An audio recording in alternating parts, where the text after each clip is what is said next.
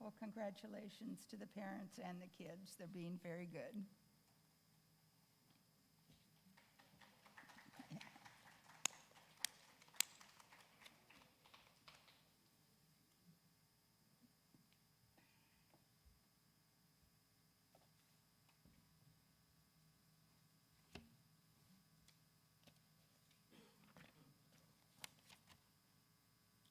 School year, Mr. Marchant, this is your presentation, please. Okay, so I'm going to be on the reopening plan for the 2021-22 school year. I'm going to be going over the changes that we've made from the last time we brought this to the board. So first of all, as Superintendent Staley said, that we are planning and we are opening our schools to prepare for our students to be back full-time. Compared to where we finished last year on the AMPM model, we will have all of our students back in full-time at the beginning of the school year. And we are hoping that no changes will come to that from Sacramento, but at this time we are planning and we are ready for having our students back full-time. Full-time in-person instructional model. Some of the on our on-campus guidelines: social distancing in classrooms and meeting spaces. All classrooms will maximize their space between seatings and desks. Face coverings. All public schools, including Chico Unified, are required to follow the CDPH, the California Department of Public Health, and the Butte County Public Health guidelines regarding facial coverings. At this time, per California Department of Public Health guidelines, students are required to wear face mask coverings indoors. No face coverings are required to be worn outdoors regardless of vaccination status. Mr. Marchant? Yeah. You made no reference in this document that I could see to the follow-up communication from CDPH saying that they were going to leave enforcement of this matter up to school districts. Can you explain what we are going to do to exploit this loophole, since a lot of people know that masks are not helpful, especially for very young children? So, yes, I can answer that. So, literally an hour or so after they came out with these guidelines, the governor came out and stated that they will leave up to the enforcement. Not that students do not have to wear a mask, but the enforcement of if they do not wear a mask up to the district, each individual district.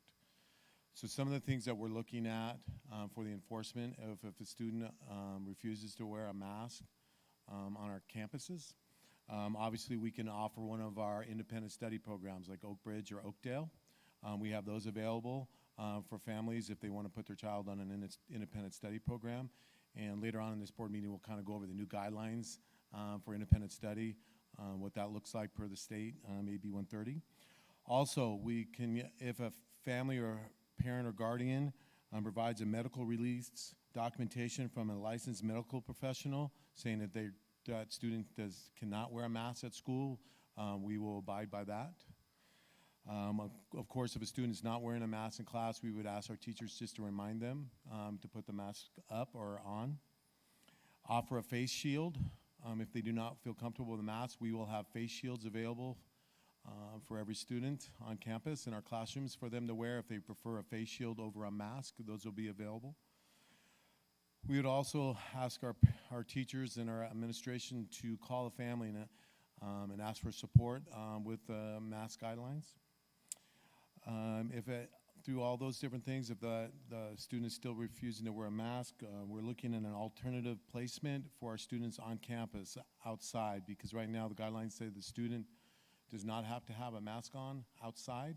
So we would be looking at each school site will have some different, what that would look like on their campus for having the student be outside without their mask on. So we will continue to update what that would look like on the campuses, because we're just, again, we're getting these rules as quickly as everybody else is, and so we're trying to figure out what that would look like on our campus if a student had to be outside because they're refusing to wear a mask.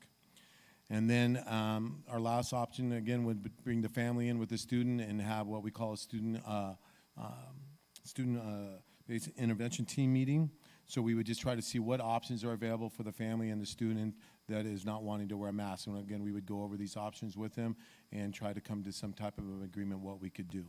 Again, 1 and 2 are our best options, would be the Oak Ridge Independent Study offering, and 2, provide a medical release documentation from a licensed medical professional that the student does not have to wear a mask.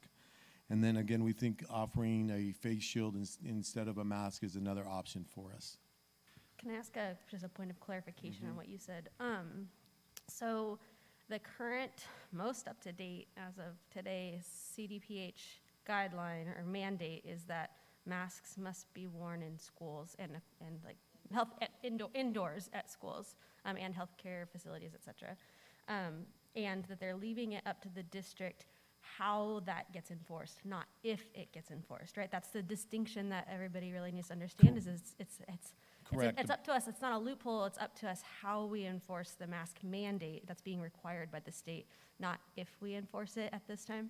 Correct, and that's the biggest, what we see is the biggest misunderstanding what it is, because people think that we can say they do not have to wear a mask because they're giving us control, each district control to make that decision. That is not the decision that they're giving us. They're saying all students have to wear a mask, but they're giving the decision on what our discipline policy will be on when a student is refusing to wear a mask.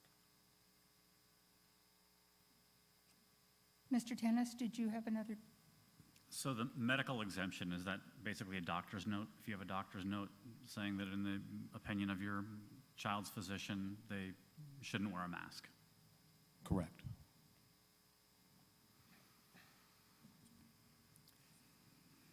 Mr. Marchand, did you want to continue? Yes, perfect. Cafeteria and recess protocols. To the extent possible, students will maintain a 3 feet of distance while unmasked for the purpose of eating and drinking. Again, we will be, Mr. Baltima is telling us that we will have more picnic benches and tables available for our schools for kids to be eating outside. It's going to be a little longer through engineering and everything else, so we have to get approved to get more shade structures, but we will have more tables provided outside for our kids to eat outside, so we don't have to worry about the distancing, because outside there is no social distancing marker for feet that they need to be apart. So we will, but again, we'll inside, if it's inside the cafeteria where they want to be, then we will do our best to keep them 3 feet apart inside, and when they are eating, they're allowed to lower their mask.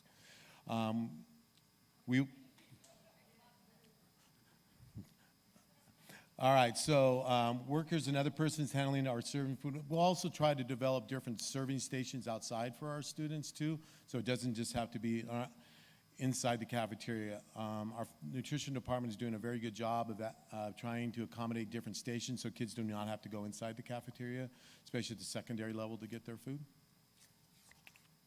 Of course, on recess protocols, if they're outside, they do not have to wear their mask. Our clubs and our athletic events, if they're outside, we'll be following the CDPH guidelines for that. And along with that, I'll kind of pass over transportation. If Mr. Boltman, can you go over the transportation for school buses for me? Sure. So students will be required to have masks while they're on the bus. We will continue with the practice from last school year of keeping the windows down as long as the weather permits. And we will disinfect the buses after the morning route and then after the afternoon route. And the next two are also, Mr. Boltman, the air circulation, HVAC, and cleaning, disinfecting. So we will continue to replace our filters quarterly. At the height of the pandemic, we had moved to a MERV 14 filter, which required specialized manufacturing and was very high cost. So we're going to move back to a MERV 11, which is still higher than our traditional MERV 8, and we will continue to replace those quarterly. There already is a law that approximately 15% of air moving through a heating, ventilation, air conditioning system, an HVAC system, must be outside fresh air, and we'll continue to make sure that occurs. We are fortunate that we've had quite a bit of modernization and new construction on our campuses, so many of our HVAC systems have in fact been updated. I want to make sure that the community knows that we do have these reopening plans and how they are different on every site on their websites, but please be patient with that, because what we're doing is we're waiting for our school sites probably all the way up to about the week before school starts, because as everybody knows that these guidelines are constantly in flux and changing. So I'm asking my principals to hold off not adding the new guidelines into theirs yet, till about a week before school, until we really know what the state and the health department is telling what our guidelines are going to be right before school sites. But about a week before school, they will be updated on each school website also. Things that's on there is different that we did not have on there before. It's Chico High's block schedule. As you know, that they will be going to a block schedule this next year where their students are going 4 periods a day, and then a different 4 periods a second day. So I just wanted to make sure that I added that in-person Chico High block schedule onto the reopening plan because it was not there before. And that also their Wednesday collaboration 80-minute block schedules on there also.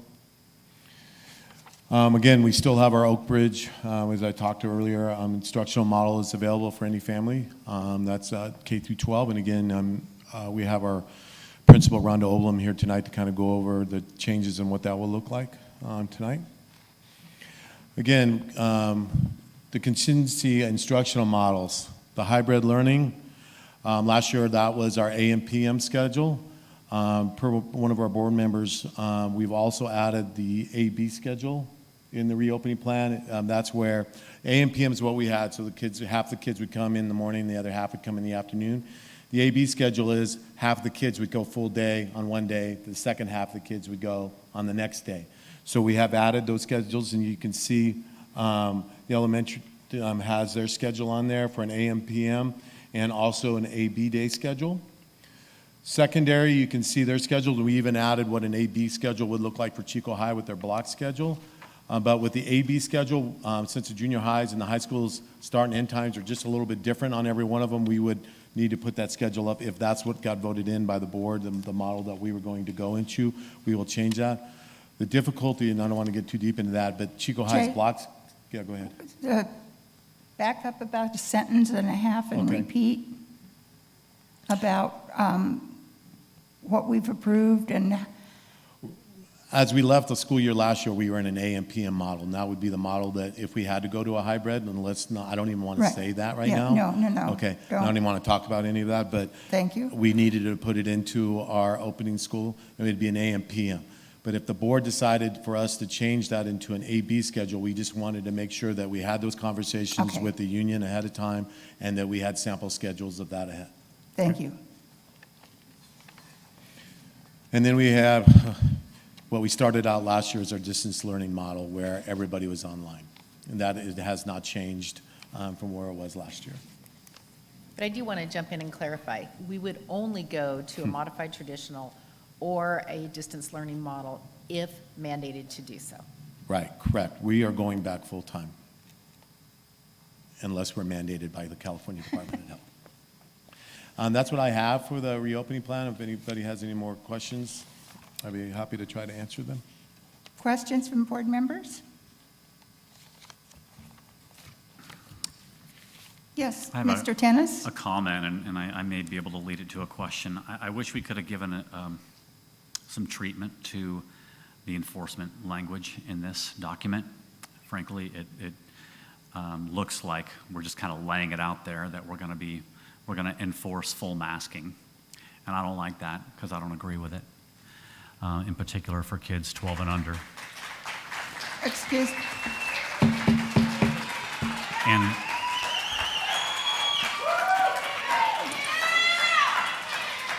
ladies and gentlemen, please, it makes it difficult for those that may not agree with you to speak their mind if they wish to speak on the subject with a different point of view. So if you could, please refrain from applause and comment, and let's just keep it an orderly meeting. could this document be amended to strip out the language about masking? Jay, go ahead, answer. No, I'm just saying right now, we have to follow the law. My job is to follow, well, my job is to follow the California Department of Health guidelines. I'm not the ruler of this reopening plan. This is a plan for the board. So the board will be the ruler of this plan. So if I vote in favor of this plan, I'm endorsing that language. Correct. Okay. Is it possible to amend this language, the masking language, with the items that you specified on that sheet, or that you read, those 5 or 6 bullets?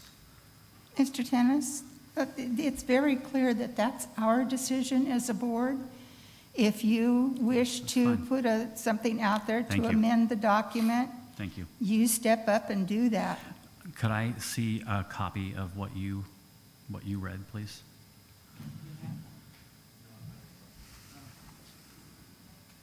So let me provide a little clarity on this process.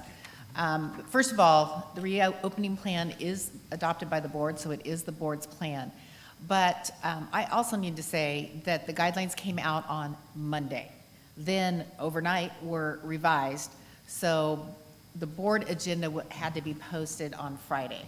So that could not be part, by our Brown Act posting requirements. None of this could be part of the agenda. We did not have the time to do that because the board agenda was already posted.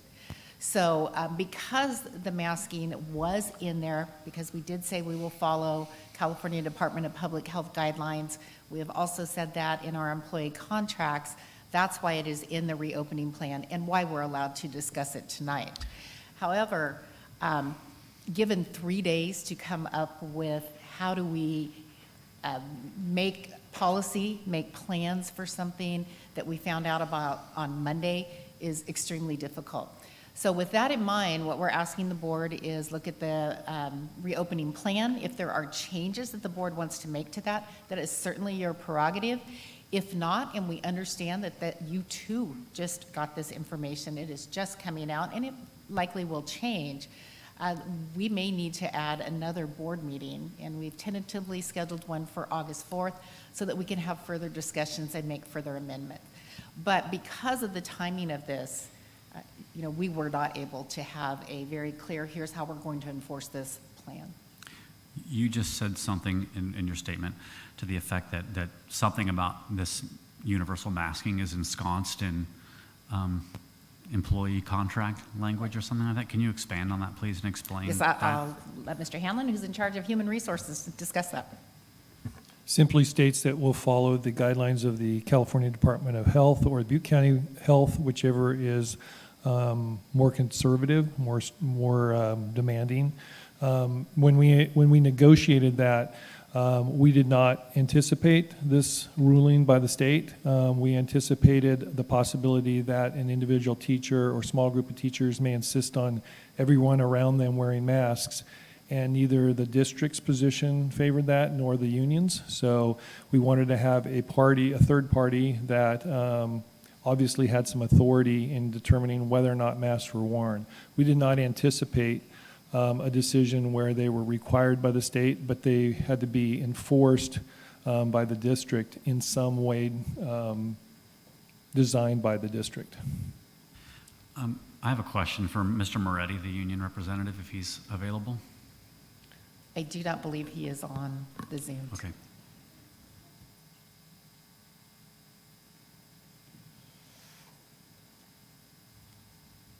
That's all for me from now. Okay. Ms. Dalby? Thanks. So just so I'm clear kind of on the process here, this reopening plan is on the table to be approved tonight so that you all can move forward with some more detailed planning and budget spending and all of that, right? Okay. And if it's the will of the board to possibly make any minor adjustments such as face covering rules or enforcement, et cetera, we can tentatively adopt this as it is with the stipulation that, either we make an amendment or we set a date for a special meeting to specifically discuss the particular items in here that we may want to amend. That is correct. Okay, thank you. Okay, I'm going to ask again for clarification. What you are presenting, Mr. Marchant, has the provision for following the California Department of Public Health's guidelines for masking indoors in the classroom with the accommodation of there are exceptions that can be allowed, and the process for that exception involves a licensed medical professional, correct? I can answer that. We are required for both staff and students, if we receive doctors' directives to make accommodations, we are required to do that. That was my understanding. Okay. Do we have let's see, I think we're at the ask for public comment point on this. I understand we have 8 that have requested to address the board. Who's facilitating that this evening? Mr. Morgan, thank you. All right, well, thank you. In person here, we have a couple of our students. Celeste, if she can walk up to the microphone there. And also to remind you, we have 3 minutes per speaker. I'm going to interrupt you, Mr. Morgan. We have a timing system for those that are here in person. Mr. Hanlon is in charge of keeping track. When there's 30 seconds left of your 3 minutes, he'll raise the orange, yellow, and when your time is up, he will raise the red flag. Paper. Construction paper. It's yours again, Mr. Morgan. All right, well, thank you. Is Celeste at the microphone? All right, go ahead, Celeste. Hi. Hi. Hello.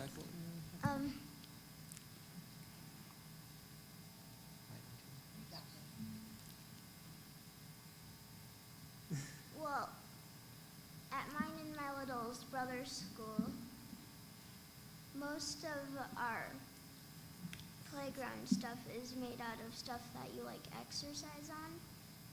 So it's hard for us to like breathe when we're outside and stuff, but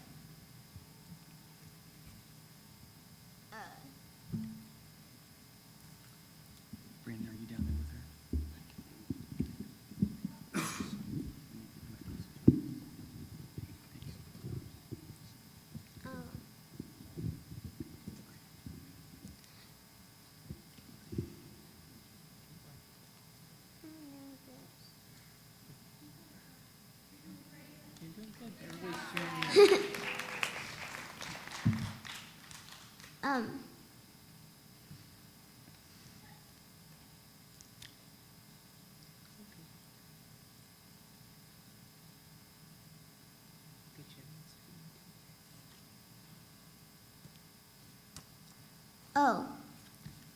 in class, most of us have trouble hearing each other when we talk with masks on.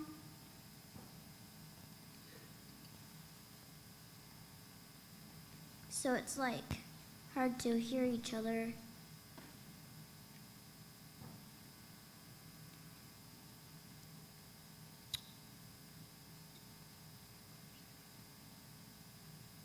Oh, and I don't know if this is where my brother gets his headaches from, but sometimes he would get headaches and he thinks it's the masks.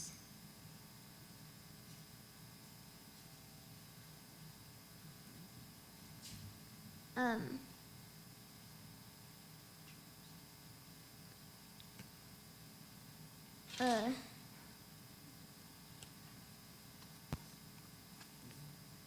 scared. I'm nervous. Thanks,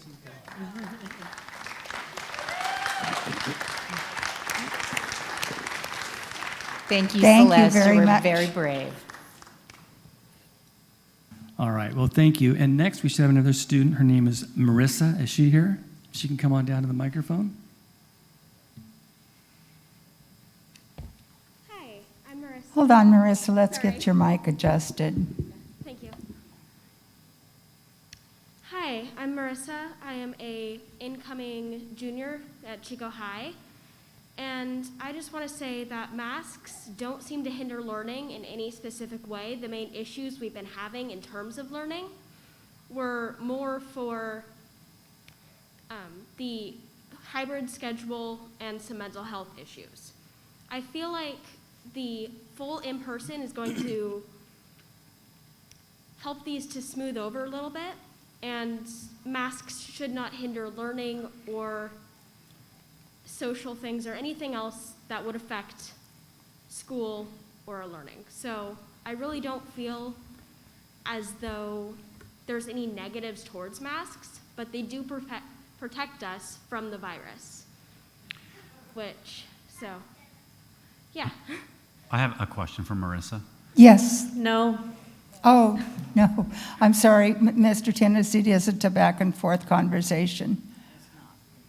Where are we never allowed to ask questions of That's speakers correct. under any circumstance? I knew that was true of items from the floor, but I didn't realize that was true It's of not in true. general. Yeah, it is true for items from the floor. There can be requests. For clarification? Yes, that's Right, what this is. This there is is a a request for difference. clarification. And there has been a difference over the years in when there's been comments on a particular item that a board member wanted clarification on. So ask your question of clarification. So I don't want you to get the wrong impression, Marissa. I respect your point of view, and I'm glad you're here to give your opinion and everything, and it's wonderful. I want to know if you think that what you said is true about it not hindering learning, even if we're talking about very small children. That's not a point of kindergarten. clarification. That's not a point of No, it is. clarification. I'm asking if she feels this way, not just for That's- her age No, group, but also that's for the not younger. appropriate. You That's need to not stop right appropriate. now. I'm going to call it out of order, Mr. Tennis. I'm sorry. That's not appropriate of that participant.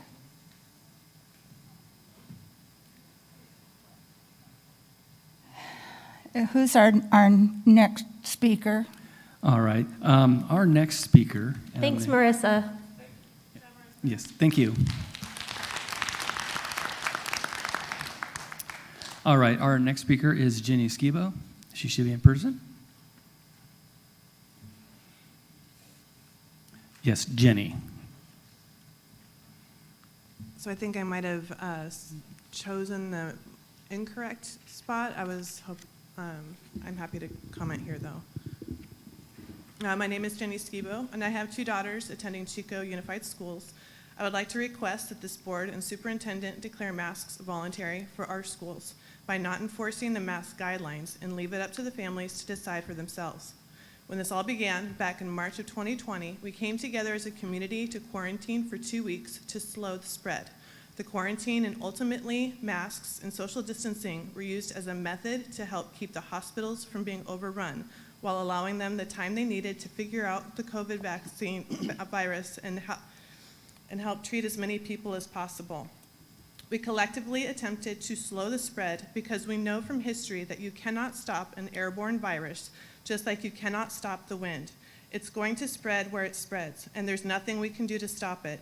As a community, we gave that gift of time to our hospitals, and over this past year, they came through and found vaccines and powerful therapeutics, all available to help save lives with differing needs and health challenges. The coronavirus has joined in with all the other viruses that continuously breeze through our communities each year, ever evolving and mutating, as they have done for thousands of years. We are no longer in an emergency state and should be allowed to reclaim the freedoms we were born with, making informed decisions on our own lives with unique health needs. The state has graciously given you the ability to choose for our district how to deal with the masks. As elected officials, you have an obligation to be the voice of all your constituents. There really is only one right answer for everybody. You need to restore our freedom to make health decisions for ourselves and our families. Based on the information provided by the Butte County Public Health website and a youth percentage breakdown by bc19.live, there were 720 total youth cases in Chico out of a total population of 121,219. That comes to a total youth infection rate of 0.5% for the entire city of Chico. Of all of the data available, there was just one, quote, youth death from COVID-19 in Butte County, a 20-year-old college student. No additional information was given on this person. What does this all mean? Breaking down the numbers, to me, seeing that there were 720 school-age infections out of a population of over 121,000 with 0 deaths tells me our children are not in mortal danger from this virus. It tells me that statistically speaking, they have a high chance of surviving this virus, just as they survive during other cold and flu seasons each year. It tells me we can make health choices for our families without potentially killing other people's children if there are missteps along the way. These numbers tell me that we deserve to have our freedom restored. Vote to not enforce the overreaching and unfair mask guidelines. Thank you. Your time is up. Again, please.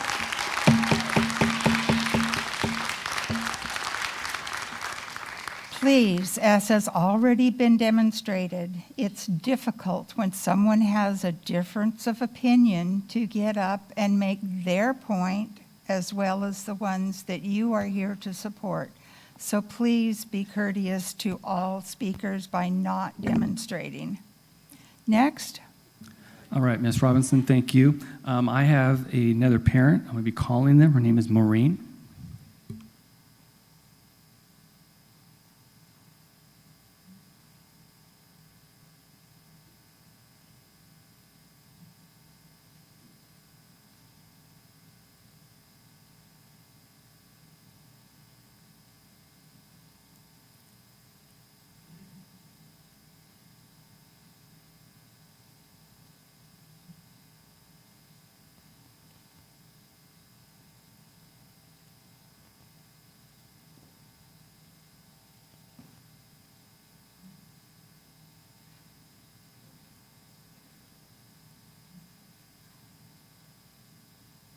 Voicemail. I'm going to move on down the list and come back to that person. Thank so the you. next number I'm going to be calling is somebody named Torrance. I'm sorry.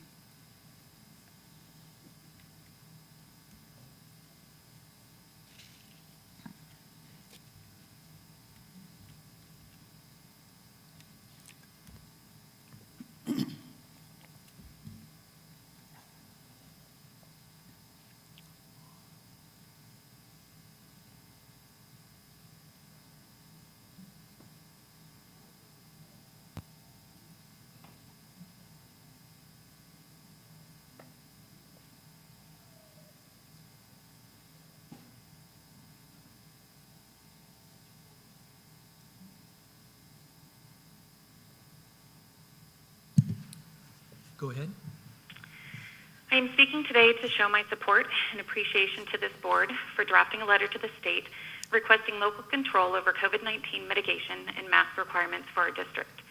I want to urge each member of this board to stand firmly behind this and fight for the physical, mental, and emotional well-being of our children. At the same time, I would like to address the opportunities that we do have at hand. While it is true that the state is requiring mask usage on all campuses in their guidance, individual districts have been given and have always had the flexibility of how they choose to enforce this. Even though you have stated you do not have the choice to not enforce this policy, we are seeing school districts across the state coming out with varying degrees of enforcement policies. These are ranging from removal and mandatory distance learning for those children who do not comply in LAUSD to districts like Alpine, Lakeside, Hamilton City, and many others who are choosing to view violations of mask policy as they would a dress code violation, with no severe consequences or enforcement. This board has been presented many times over the last year and a half by myself and others, studies and data reviewed, verified, and posted by the CDC, which show that face masks do not lower the risk of COVID-19 transmission, that children are not vectors of community transmission, and that children have a statistically 0% risk of serious illness or death from COVID. In fact, according to the CDC, children have a much higher risk of serious illness and death from influenza, and yet we impart none of these restrictions on them for that virus. This board has also been provided numerous studies from decades of research on healthcare workers and adults which have shown serious negative physical, mental, and emotional consequences of prolonged mask wearing. And now, unfortunately, we are beginning to see studies and data worldwide that are showing these same negative effects occurring in our children. It is absolutely appalling to me that with the information that we have that showed these types of adverse effects, anyone would continue to advocate or support forced, prolonged mask wearing of our children. As the Hamilton Unified Superintendent stated, I cannot continue to enforce policies I do not support and that I feel are bordering on child abuse. I believe, as I always have, that the masking of children should be the choice of the parents, not the state, and certainly not this board. So I urge this board to use the powers that it has been granted and allow families to make that choice. I understand CUSD faces potential liability issues or concerns for insurance requirements and retaliation from the state, as Mr. Lando has said. So write your mask policy as needed to avoid that liability. That is nothing new for anyone who has ever worked in a school district. However, when it comes to written and physical enforcement, I ask you that you do as schools do with so many of their required policies, and to be non-existent in enforcement. Thank you.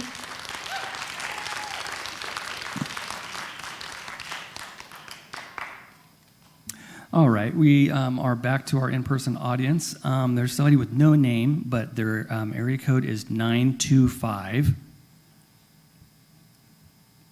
And the last two digits of their phone number is 24. Are you present? All right, thank you. Next, I have Nathan. If Nathan's available, to please come up to the microphone.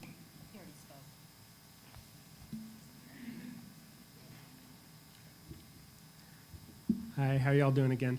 So I would just like to, well, for starters, thank all of you guys for what you're doing, because I know this isn't easy, hearing all this one side and the other.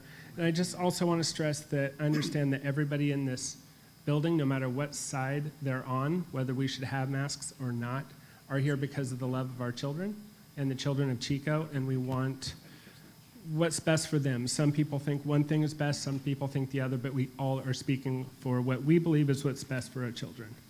Now, with that being said, I'm going to make everyone behind me angry. So I feel that mask wearing right now is pretty important with the Delta variant coming out, with the case rate in Butte County doubling in the last month. And we're so close to being ready to have vaccinations for anybody that wants them, and having kids sit shoulder to shoulder with each other when they don't even have the option for any kind of vaccination or any kind of protection from this just seems mean. So, you know, I'm looking at it from a different view, because my family has been hit very hard by COVID. I've lost multiple family members, and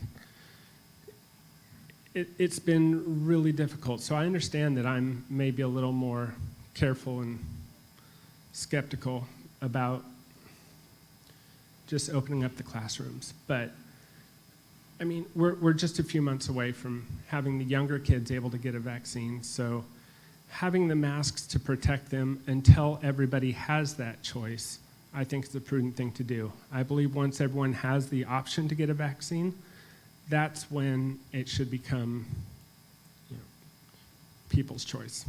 Thank you.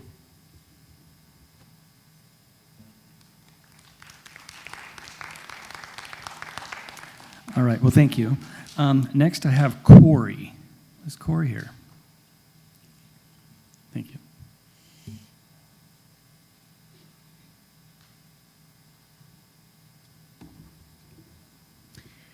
I want to start off by saying thank you for allowing me to take a moment to share with you my thoughts and expectations for this upcoming school year.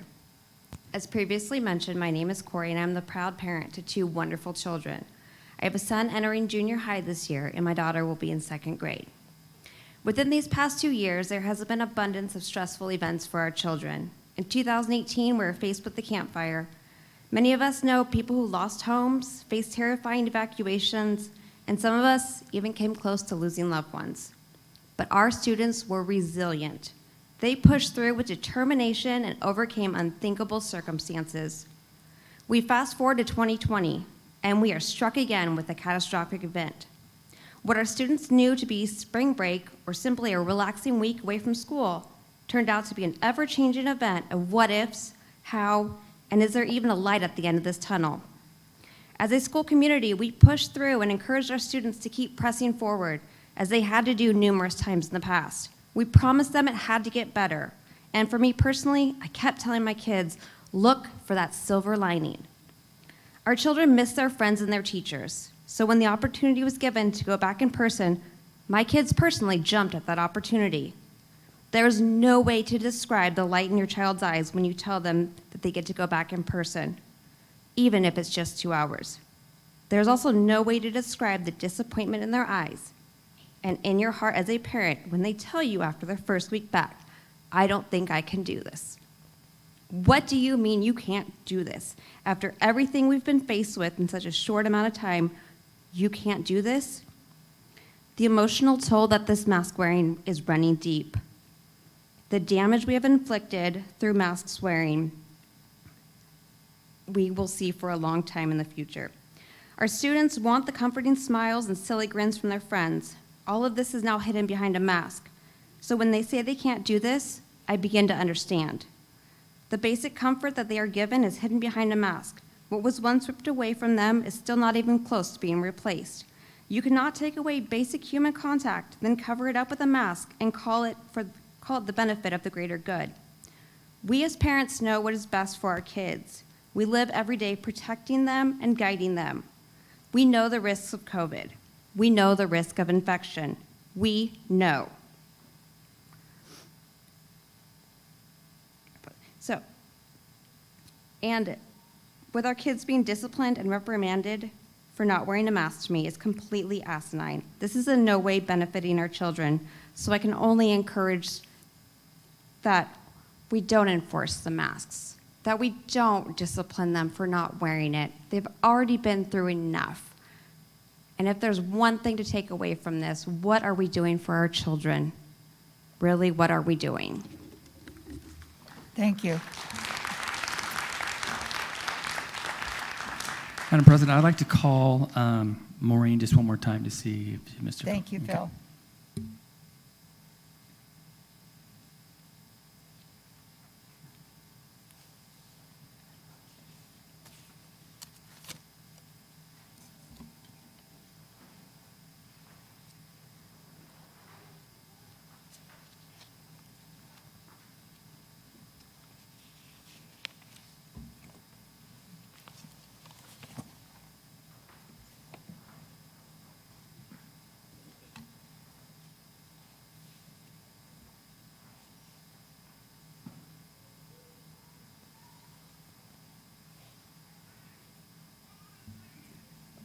Message machine. Thank you. Board, we're at the point now where we can ask additional questions of clarification if we wish, or if anyone would like to make a motion. And I would like to just quickly clarify what I believe is in front of us. The reopening plan is following the California Department of Public Health's guidelines regarding wearing face coverings in the classroom. It does not require face coverings on the playground, and we also have mitigation for helping our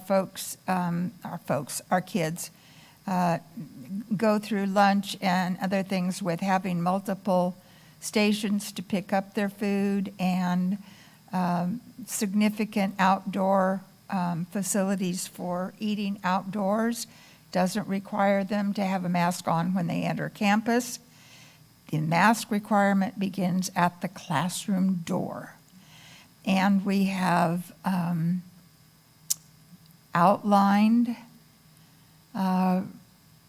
what can be done if there is a medical, emotional requirement for that child not to wear a mask that is documented by a medical professional. Does a board member wish to make a motion regarding the reopening plan? Dr. Kaiser? I move that we accept this proposed instructional model. Again, we've only had a maximum of 3 days to even look at the options. And I do think we will probably end up with additional meeting in early August when there's greater clarification. But I believe that this does contain what we said we would do, in person, full-day instruction. And the other aspects of this, we can only change when those allowances are clarified by the county and the state Board of Health. Is there a second? I'll second that, and if I can have just a quick point of discussion. Yes, ma'am.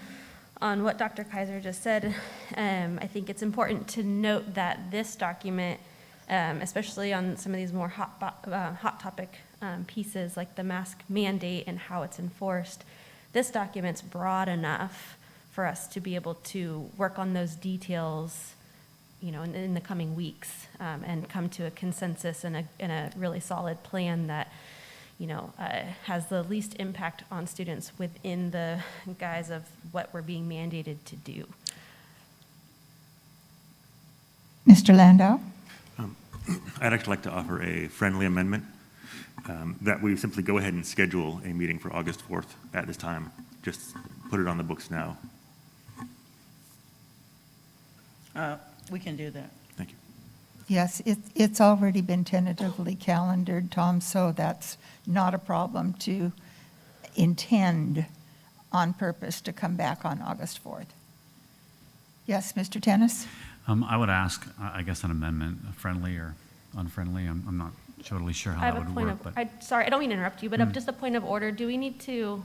Yes, we need. It starts to get muddy when we have a whole bunch of Yeah. amendments. No, you're correct, Ms. Dalby. We need to deal with Mr. Landau's friendly amendment and actually reject it or put it with the original motion. And so it needs a second? Is that how that works, or is it just that the original? The original motion maker, would you like to accept that, Dr. Yes, Kaiser? I accept August the 4th. Thank you. Sorry, Mr. Tennis, I just No, wanted to make sure That's procedurally it. we took care of it. Yeah, it can get complicated, and if we don't keep it from doing that, no, I appreciate the input. given that it seems like we might be meeting again on the topic, would anyone else entertain the idea of striking this face covering language out of here and waiting until we get something more complete in August? In other words, I'm asking for an amendment that we simply strip from this document the face covering language that is specific to students in deference to this meeting that we're going to have in August. I'm going to rule that's not a friendly amendment, but you may make the motion, and if it receives a second, then it would need to be cleared before we go back to the main motion. Is there a second to Mr. Tennis's motion? I'll second that. There is a motion and a second to strike the, please. And my discussion point is that it doesn't hinder this document and our ability to go forward, and we're gonna have the discussion anyway. And so I feel like it's no problem to strike that point from this document and have that added later when we have the ability to further clarify the mandates coming from the state and have the discussion with more time on the floor at a different meeting. Mr. Landau, and then Ms. Kaiser.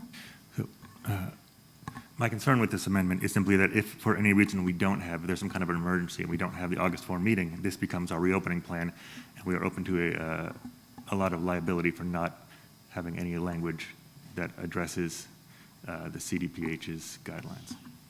Do we not have a meeting before the first day of school? August 4th. It's after the first day of school. Yeah. If I might ask of administration to not have guidance in what we approved tonight for our site administrators and people to begin to plan if they're going to get things prepared to communicate. If they don't have something to prepare from in the way of guidance from us, I'm concerned that not having that provision with the accommodations in this document this evening, that we're putting our administration that's trying to get ready for school in a bad spot. Now, undoing it, if the state removes it, would not be a problem, and we could do that on the 4th, but to not have something to use as a guidance at this point, I'm not comfortable with putting our administration in that position. Dr. Kaiser? I was already recognized, and I absolutely, the state has said this is a legal expectation. They haven't clarified, as many people have pointed out, how it gets enforced. They have not changed the legal expectation. And so I think we need to adopt it as is. We can come back on the 4th, assuming that we will be able to come back on the 4th, and there has been further clarification. But all of our administrators and our teachers and our contracts literally state that we have to be following the guidelines. So I think that trying to take something out that's in all of our other documents and agreements will create a real serious issue. So I'm strongly against that. Okay, I'm going to call for a vote on the motion that's on the floor. All those in favor? You want to restate it so that it's clear? Yeah, we're restating it. Mr. Tennis, I believe that what you have asked for is that we approve the reopening plan and remove the language regarding requiring masking. Okay? Yes, that's correct, specific to the part associated with Yes. students. Yes. Yeah. All those in favor signify by saying aye. Aye. So, I'm sorry, I apologize. So what about her original, I gather you don't That- accept, she no. doesn't accept the It's proposed not, amendment. because it was not a friendly amendment, it's Okay. it's a, It kind of stands as an it independent stands notion that we're independent. voting on right now. Okay, If my this apologies. does, if this does not pass, we go back to I Ms. gotcha. Kaiser's motion. Thank you so much. Okay? Um, Again, those in favor? Aye. Aye. Those opposed? Nay. Nay. No. Okay, the motion fails. We are back then on Ms. Kaiser's amendment as,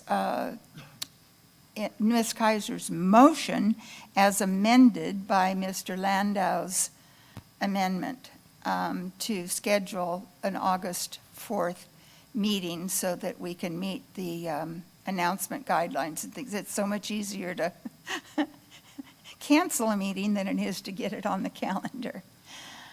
Okay, any further discussion? I'm going to call then for the vote. All those in favor of approving the plan tonight as presented with the mitigations for accommodating students that have a medical emotional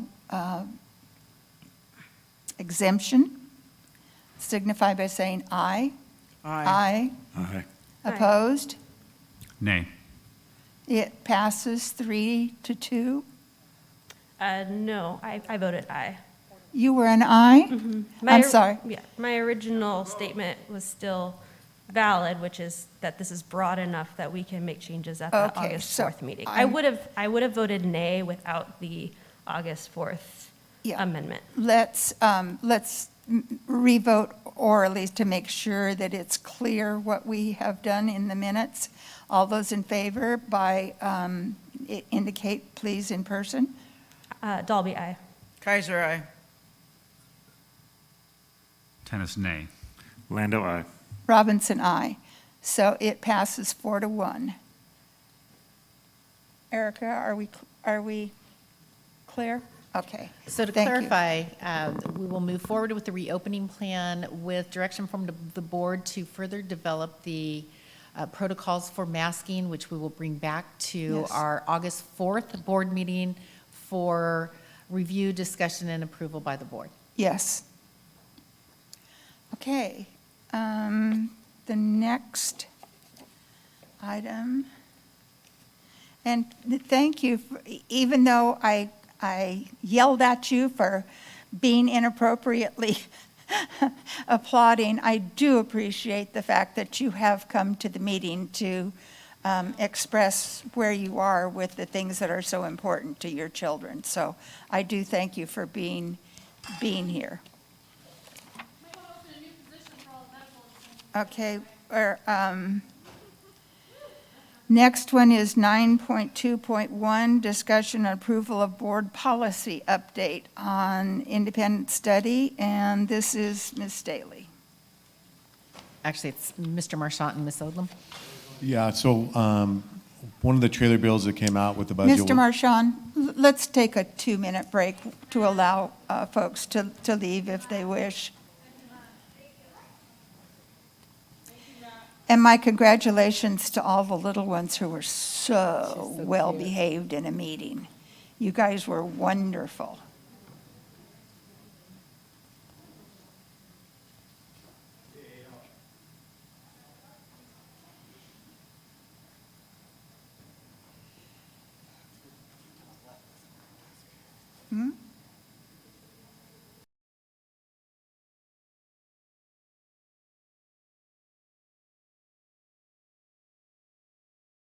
Updates to Board Policy 6158 as a result of passage of SB 130.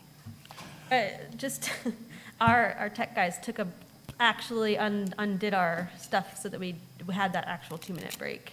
Oh, okay, are we still on the 2-minute break? Are we back on? Okay. Okay. We good? Yes. All Let's right. go. So one of the trailer bills that came out with the budget was called AB 130, and that was gave us new independent study guidelines that we need to follow. So what I would do in that situation is call somebody that's a lot more knowledgeable with the independent study laws than I am, and she came in. Her name is Rhonda Olam. She's our principal of our Oak Ridge Independent Study School, and before that, she also did a lot of our work at Oakdale Independent Study School. So her and myself and Mr. Shepard met to go over what the new policy would look like with the new bill that was passed. So I'm just going to have her go over the changes on our board policy that we had to add, and if you guys have any questions, we would glad to help. And I do want to clarify, while Rhonda's coming up, I guess she's already there. Typically, we do 2 readings. We do an initial reading and then a second reading on board policies. We are not doing this in this particular case because this needs to be in place prior to the start of the school year, because we will not receive any apportionment funding if it is not in place. The state has been very clear, if we don't have policy on our independent study, we cannot make claims. So this is one that's crucial that we do get in place in time. Sorry, Rhonda. That's okay. Hello, welcome for inviting me. I love talking about independent study. I've been doing it over 10 years now for the school district. I think Chico Unified follows best practice for independent study. So a lot of the changes were not huge for us, I feel like, because we were already doing a lot of these things. So first thing is, do they have copies of this? Yes. Okay, perfect. Towards the bottom, written agreements. Parents have access to a student, parent, and educator conference prior to enrolling. So that was that's happening in our school district most of the time, but they needed to add that to the board policy. On the second page, that's probably where the biggest changes are with the student interaction. If you look at the TK through 3rd grade, written policies must include a plan to provide opportunities for daily synchronous instruction for all pupils throughout the year. So students should have access to a teacher each day. In traditional independent study, that wasn't required. They could do weekly appointments with the teacher, and then basically they're at home with their parents doing it. So that's going to be a little bit of a change. The next one is for pupils in grades 4 through 8. There should be written policies to provide opportunities for both daily live interaction and at least weekly synchronous instruction for all pupils. So this is the daily interaction, could be office hours available for students to check in with their teacher each day, and then weekly synchronous instruction for those kiddos. And then for pupils in grades 9 through 12, This is pretty typical to what we've already been doing. Written policies must provide a plan for opportunities for at least weekly synchronous instruction. We see our students weekly as is. At Oak Ridge in particular, we do have labs open for students, so they'll come in more than just that one time a week to meet with a teacher. They'll come in for a 3-hour block to get some extra help. Yes, question? Yeah, so for the TK through grade 3, I'm having a hard time visualizing how 4 different teachers are going to have synchronous daily interaction. So how is it that we believe that we'll carry this off? What did they anticipate we would do? So what we're going to be doing at Oak Ridge is there'll be daily Zoom or Google Chat, since we're moving to Google Chat, not Google Chat, Google Meets, yes, Google Meets. Instruction for ELA and math each day. And then there's also going to be learning labs that are available on site so students can have peer interaction, because we've always felt like even in independent study, we need to build in time for students to come on site in small groups to have that peer interaction. That was feedback that we got from the climate surveys also, is they miss their friends. And so we want to provide those opportunities also, even within that independent study situation. It just seems like for 4-year-olds just starting school, this is really going to be a challenge. I hope you're as engaging as Bluey and some of the other kinds of game, video, movie things that they're used to engaging with, because this is challenging. Yeah, we have a great kindergarten teacher right now. She's full of energy. Any other questions in that section?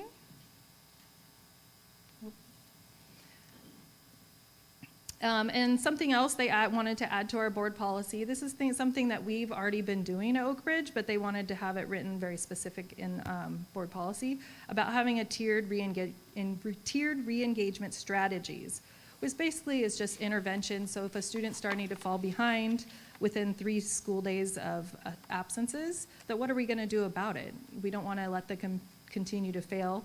I think Mr. Tennis had asked a question about, can they just be enrolled and not do anything? Absolutely not. So the students, there's interaction between the teacher and the student, between the teacher and the parent, then the counselor or the TCM will get involved, and then if nothing gets resolved over a fairly short period of time, then we would refer students back to a daily attendance program. Are there any questions, additional questions?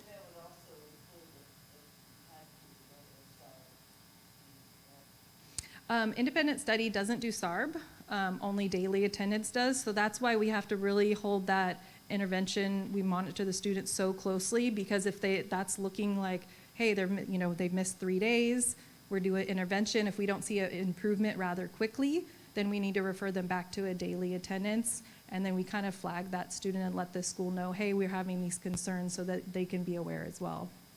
We don't want students to get lost with us, that's for sure. And the one thing I did want to know, these aren't affected, I think it's in here, where is it? Oh, this does not apply for a pupil enrolled in independent study for fewer than 15 days.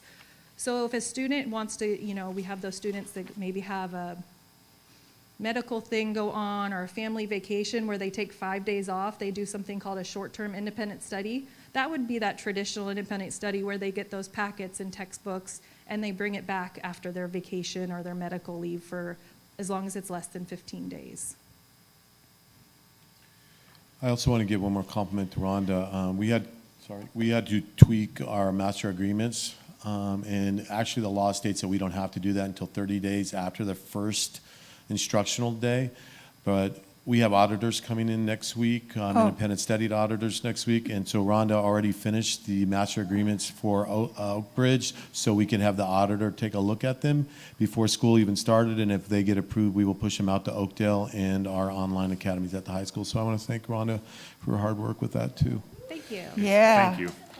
lost a lot of sleep in my ears over auditors coming. It's funny, I was gonna say something about sleep too. I would think that getting something like that under your belt and like done Yes. would help with the sleep for the rest of the summer a little bit too. Absolutely. Rhonda, yeah. please sleep before school starts again. Thank you. Okay, board, let's see, are there any requests for public comment?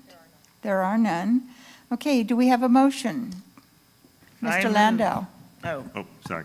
no, go, John. I'll move the adoption of the new policy regarding independent study. Second. I have a motion and a second. Are we ready to vote? Let's see, we would do, again, a roll call vote because the last vote was not unanimous. Member Dalby? Dalby, aye. Aye, Kaiser. Tennis eye. Lando, aye. Robinson, aye. Thank you, board. Okay, our next is a letter of support requesting local control for facial coverings in K-12 school districts. And let's see, Ms. Staley, Superintendent Staley, you're introducing this? Yes, at our last board meeting, it was requested that we come forward with the draft letter similar to the letter sent out by Durham and other Butte County school districts. So we adapted that letter to be appropriate to Chico Unified, and it is attached in your package. Okay, do I have any discussion from the board? Dr. Kaiser? I really feel like that we should, I think, actually take no action on this because we're in a situation where we don't even know what the next wave of statements are going to be, and asking for them to give us even more may be actually extremely detrimental. So that would be my position. I think I want to see clarification on what they've already said, much less saying make it even looser and less clear. I'm sorry, Dr. Kaiser, just a point of order, because Yes. that was really bordering on discussion and not so much clarification, and we really should avoid discussion and opinion sharing until after public comment. Okay, we do have, okay, I didn't find Dr. Kaiser's comments as far out of line as you, but I'll accept your input and ask for public comment because we do have two people who have indicated a desire to comment. Yeah, I believe, is there a Jaden, is that correct? Jaden?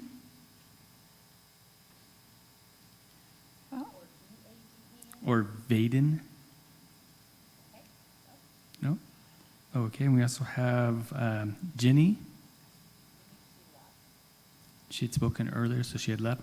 That's all we have at this time. Okay, thank you. Thank you, Mr. Morgan. Okay, does the board have any motions associated with this agenda item?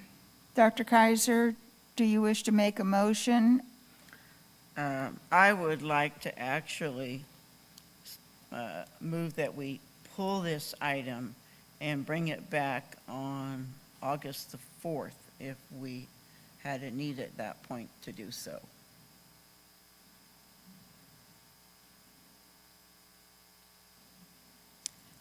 I'm taking a minute to reread what we are talking about submitting because there were changes from the original draft.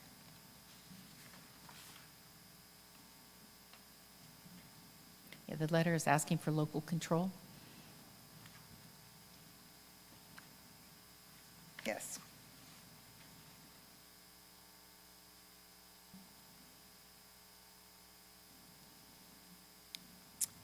Okay, is there any other board comment?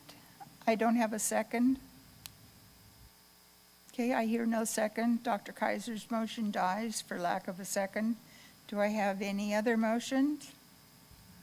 I move that we approve the draft and send the letter. Thank you, Mr. Tennis. Do I have a second? I'll second that. A motion and a second. Any further board discussion? Yeah, I have a question for anybody who wants to engage. If the support letters that come in that state something similar as ours, if we send this in, if the state listens and does what we were requesting, which is to give us control over the decision to implement mask policy, then it would be up to us to then develop our procedure in deciding if or when we enforce masks, if the state actually grants us that local control. Is that my understanding? Yes, this letter is designed to ask the state to let local districts decide whether or not masks are appropriate in their community and in their district. And if it would require, obviously, the state to do that, to change their current direction and give local control. But if they did do that, then yes, districts would then need to decide if and when to mask. I have a question. I think it may have been answered earlier by council, but if the executive order that the governor has signed stays in place, it supersedes anything that may be done legislatively, is my understanding. So even if we get this, what the governor has already done may supersede it. I do not have an answer for that. That would be a question for Yeah. legal counsel. That, I would like to have that question answered for us by the August 4th. This is addressed to the governor as well. That's right, it is. Let them figure it out. Yeah, I mean, it's essential. Oh, go ahead, Mr. Tennis. You haven't got to speak Thanks. yet. Well, Tom had his hand up, right? Wouldn't he just be kind of reversing or something what he already did?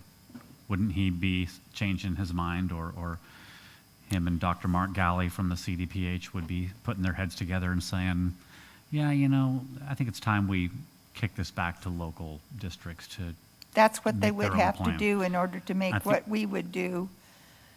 I mean, because right now, we're in the same boat. in the future. Yes. Is what we would do in the future, but I think that we're asking for that regulatory change. We're asking for them to have that conversation and kind of make that clear to us that the ball's in our court in terms of how we want to implement that. So that's what I see the significance of the letter is. Yeah. Any other question, Mr. Landau? Did you have any? I just want to make a quick comment. We are in the debate portion of the. We're in the debate portion. So I just wanted to clarify that my second for this mostly is on a matter of principle, not on the issue itself, but that it's pretty clear that the state government is trying to kick us a political football by saying, yeah, you've got to Yes. do it, but it's not our fault and it's not our problem if you don't like it. And that's an awful position for them to take. So it's not that I have any particular burning desire to take masks off. It's that it's a dumb move and we should call them on it. Ms. Dalby, did you have? Yeah, I think just my thought process on this this ask really does speak to kind of the bigger issue that's been going on, which is all of the push and pull coming from all the flip-flopping at the state level and how difficult it's made it for us, for everybody. And while it's nice sometimes to be able to lean on that, well, the state's making us, so that's why. Like, it's not my fault, it's their fault. When there is the opportunity to have that local control and to utilize our local resources with, on-site knowledge, our local public health officials, our local medical experts, et cetera, being able to weigh in and not having that push and pull from the state level, but just being able to set our policy here based on what we as a board decide is best for our schools and our students. I like that idea. I think that rural communities really do get a really bad deal sometimes because of that statewide flip-flopping that happens, because they're making decisions based on bigger urban areas. That's just kind of my broad sense, and I don't necessarily think that it hurts to ask for that ability to make our decisions at the local level. Dr. Kaiser? Why aren't you asking why Butte County Health didn't show up? I actually was going to ask that, but Well, I assumed it was because that it's not a question right now of if we're going to enforce, because the state said we have to enforce. It's how we enforce it. So it's not really BCPH's place to be here to say, yeah, you have to enforce it. Like, there was nothing for them to give input on tonight. They may have input, and I was going to ask if they can come to the August 4th meeting. It might be nice to have them on site to be able to ask questions at that point. They were asked to this meeting. Yes. Yeah, I will clarify. I did ask Butte County Public Health to attend this meeting. You know, they too are in a difficult position because they got this information at the same time as the rest of us. And, you know, their response is really the guidance that we have to follow is coming from the California Department of Public Health. They have made it very clear that counties cannot be less restrictive, but they can be more restrictive. And they were very clear that they are not going to be more restrictive than the state. That said, I will say that they said if we have questions and if we give them time on an agenda so that they know that they're going to present, they would come to a future meeting. And Danny York was very willing to come to August 4th. What has happened in the past, and you know, this is on me. We have had them online on the Zoom to answer questions, and you have staff at our meeting for several hours, and then no questions were asked. So their only request is that if they are going to be asked to be present, that we actually agendize them and listen to what they have to say, which is very fair. I have concerns regarding doing this.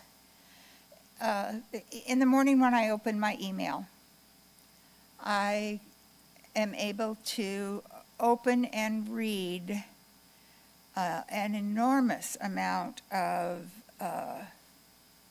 quote-unquote research from a number of different agencies and both government and private and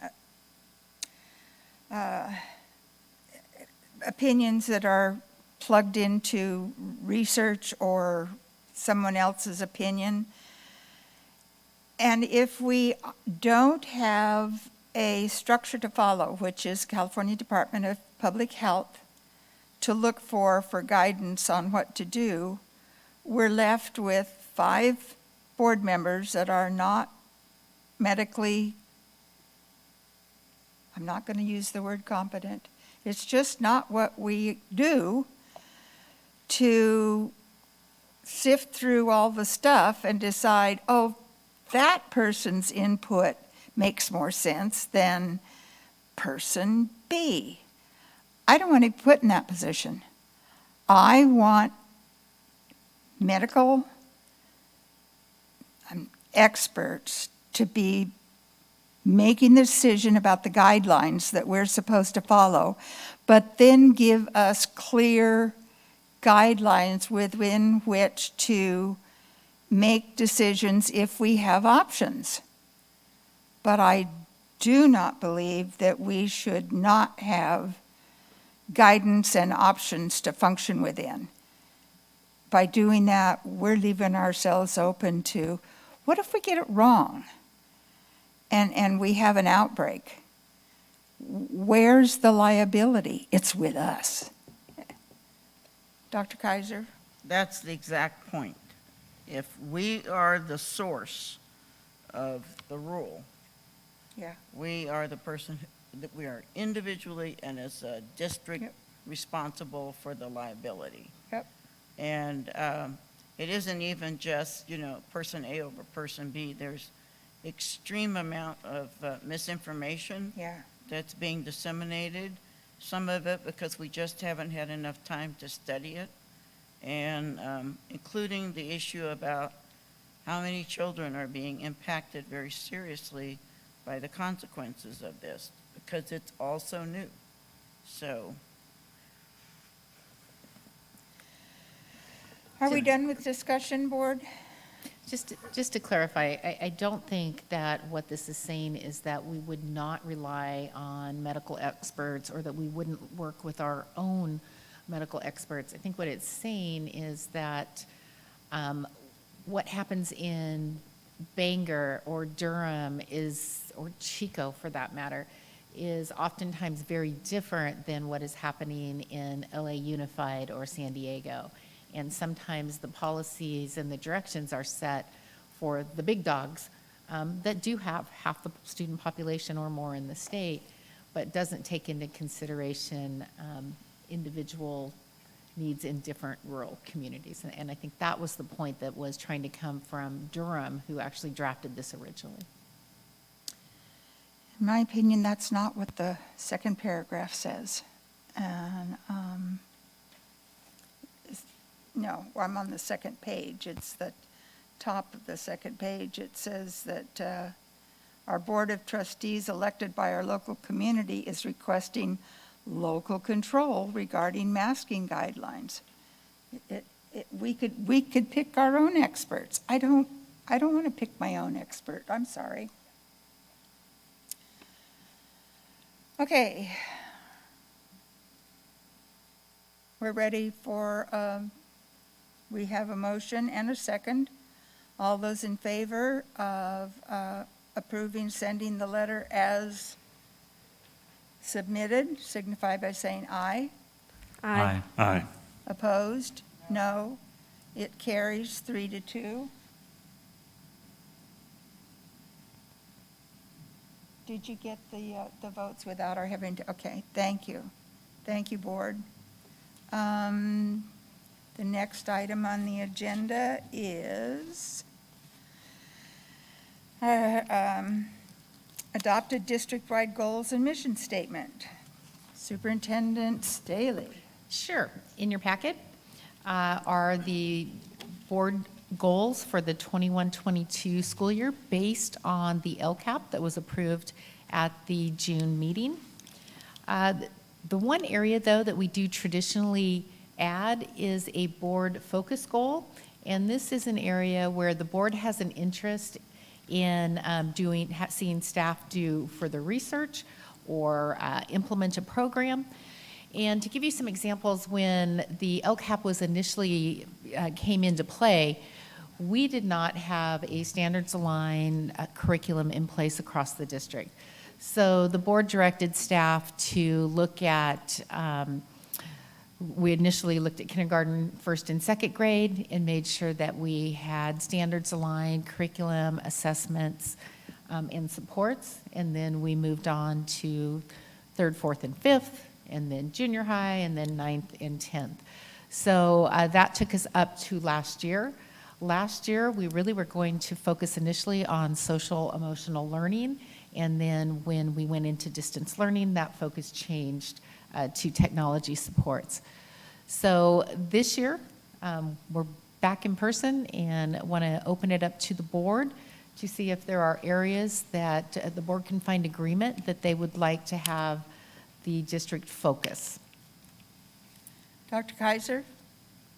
Well, I have been really struck by the emphasis to increase the number of the percentage of students who can finish their CTE certification. I still think from my interaction with parents and students that there's quite a bit of lack of awareness about the different pathways we offer in CTE. And so I would like us to look at ways that we can more directly raise the awareness of students. It takes 3 courses, so they need to start at least in their junior year to do that, and some of them could start in their sophomore year. And I think that outreach would also help with the completion of A to G courses and the biliteracy. All 3 of those are areas of focus that the state is looking at having students have a greater awareness of what benefits those would bring to them and how they can go about accomplishing it.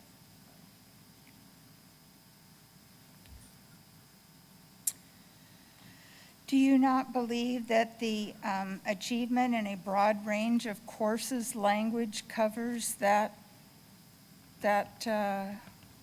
These are certifications, and that's the point that I think we need to make families and students aware of, that they can literally get certified as having completed those aspects instead of just randomly taking courses that interest them. So your suggestion is that that be a focal goal under number 1? It would be 3.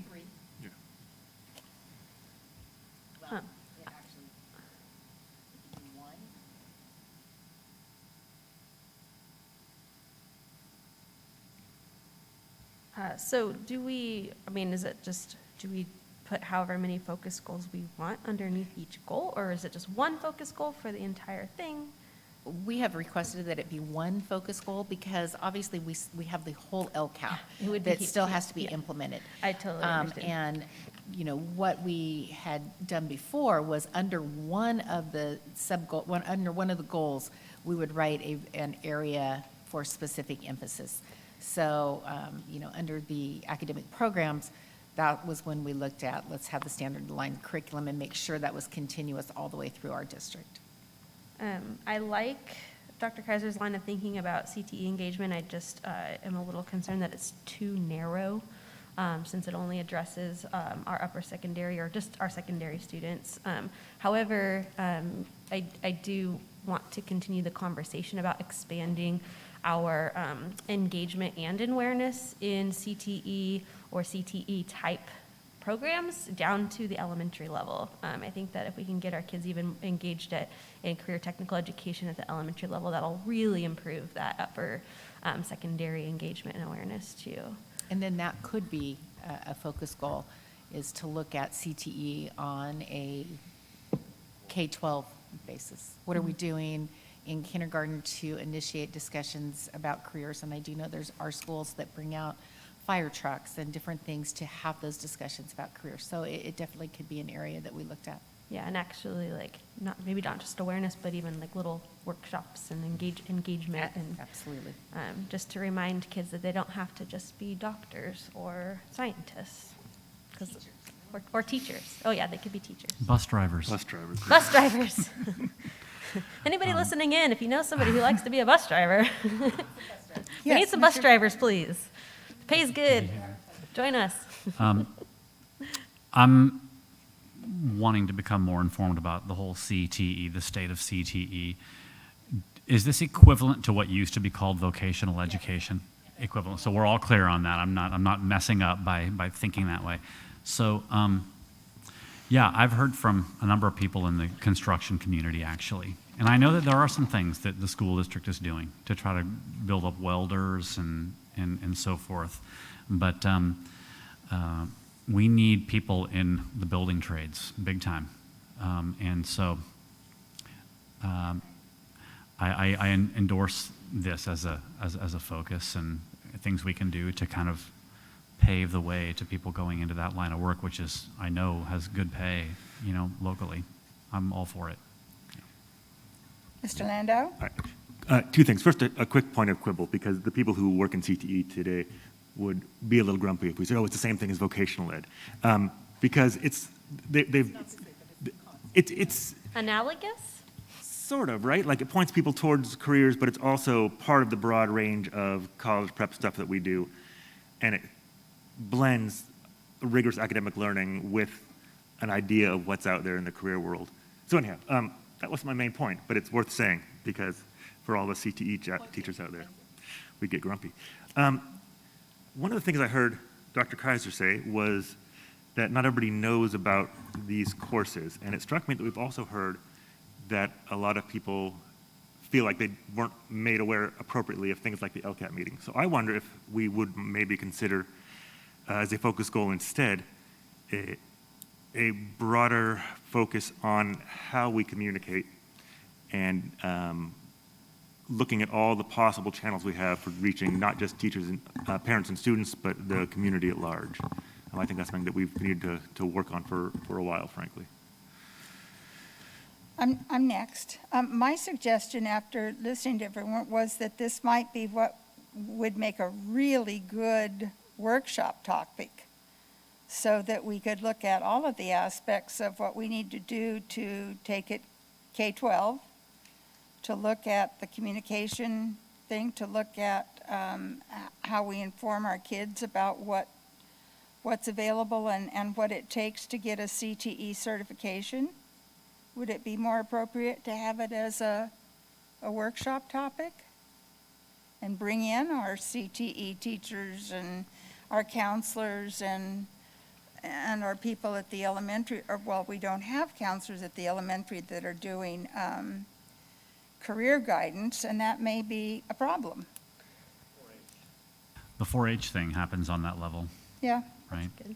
by age 10. Would it be better to have a slightly broader, this sounds not okay, a broader focus goal? Is that funny? No, I'm the only one who thinks that's funny. Okay, good. Thanks, Jay. I appreciate that. And something more along the lines of communication and engagement about programs. I mean, about everything really, but that our focus goal is communication and engagement.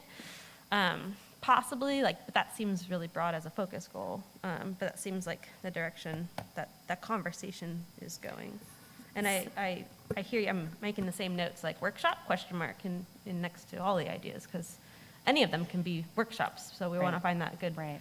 One of the things that happens with our focus goal is we use it to really evaluate the superintendent, because we charge the superintendent with implementation of what we have chosen as a focus goal. And so it drives the evaluation of the superintendent. I have another topic that I would like to suggest as the focus goal, and it's something that we've talked a lot about in the last few months, that I feel needs to be an ongoing from the time school starts until we get out, is taking a look at learning loss, the evaluation of it,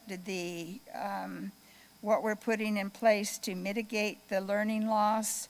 How often are we evaluating and reevaluating whether or not what we're doing is effective? I'd like to have our focus goal dealing with our learning loss, and that's was my topic. Learning recovery. Oh, I like that. Yeah, I like that better.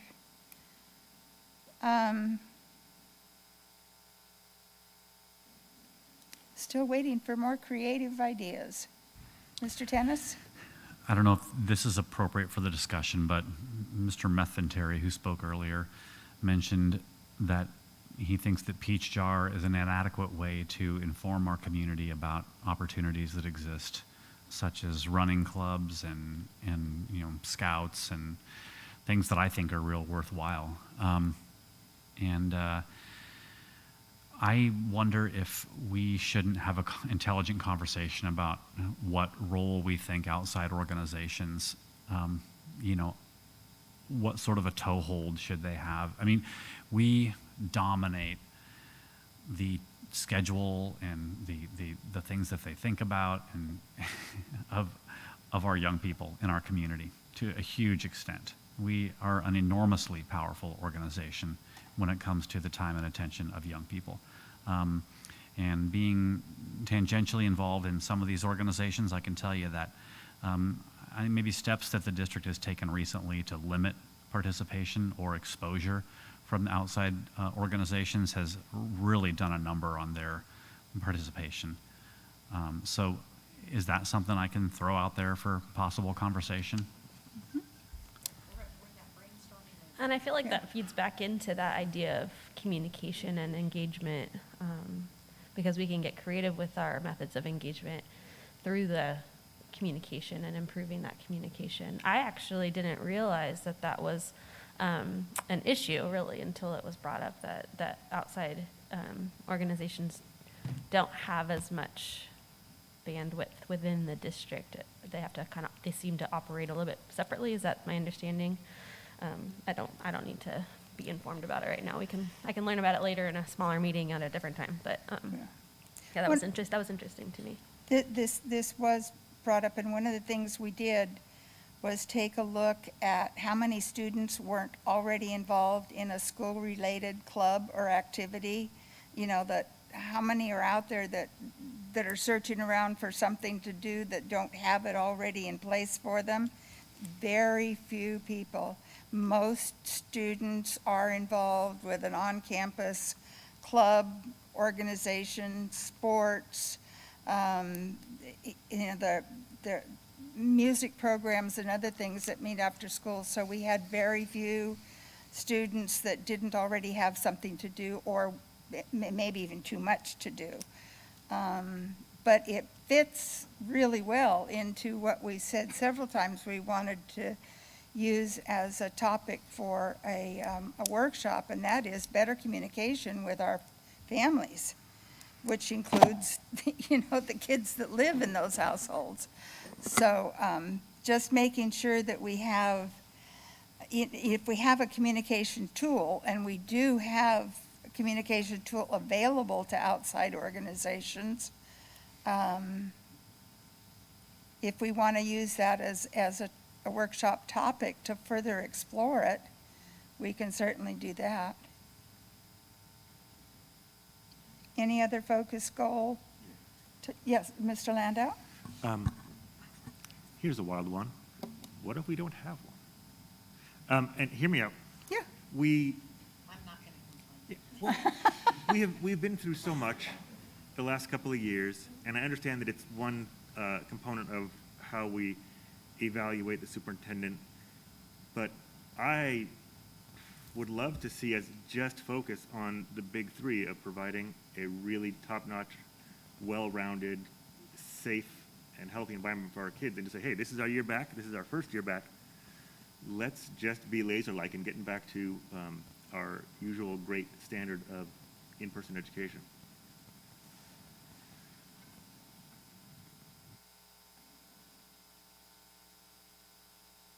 And I will say there are plenty of, there's lots in the LCAP. Yeah, that does that.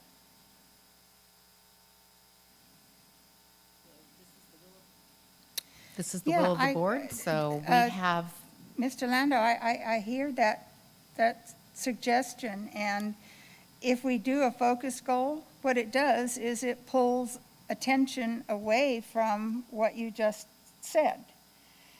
And maybe this is the year that we don't need our attention diverted in anything other than what we've outlined in the LCAP, with all of the things we've put in place with our MTSS and the supports and things that we've put in place for student acceleration, for student makeup, for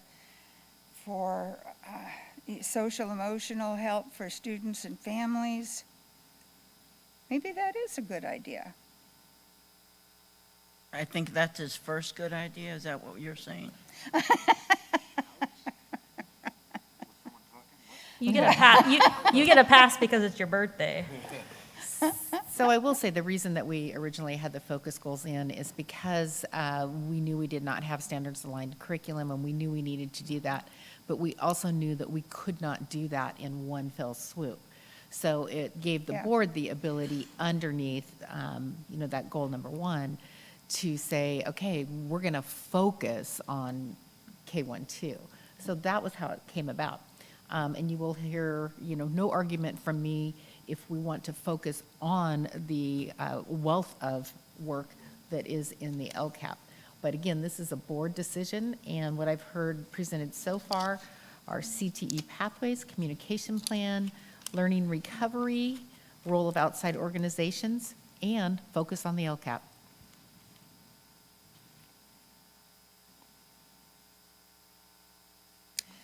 Let's, if we could, set aside this discussion for just a brief minute, because there is another component in this agenda item, and that's the mission statement.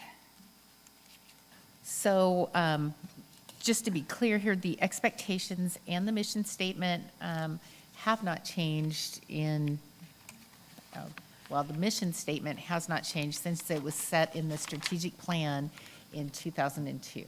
So that does not meet. 2000 what? 2002.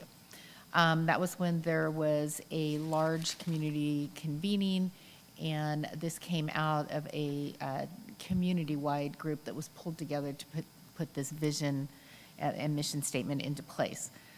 So this has been there for a long time.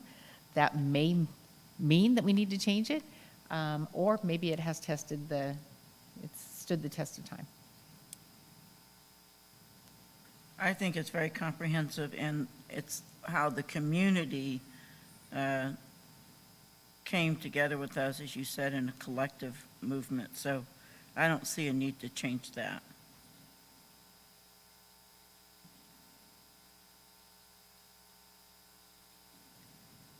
The expectations came into place my first year as superintendent, and that was working with what at that time was called District Leadership Team, has since morphed into District Leadership Council, and that was designed to provide support and clarification on expectations for district employees.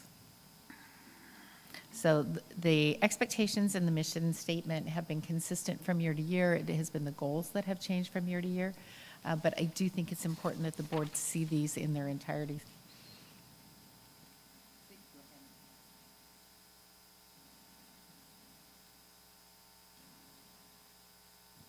That was all a very long-winded way of saying there's no expectation that you change those.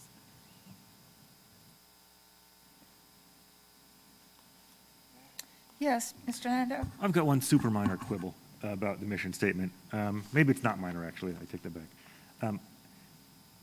There's a line in there about that we want our students to be able to confidently compete in a changing global society, and that word compete just jumps out at me.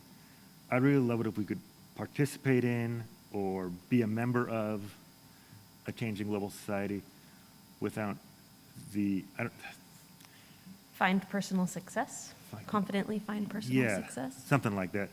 The idea that we're throwing them into this dog-eat-dog world where they're going to have to go out guns blazing. I don't know. The word compete bugs me, I'll be honest. I in agree this with you. particular one. Ms. Dalby, you suggested a wording change. What was it specifically?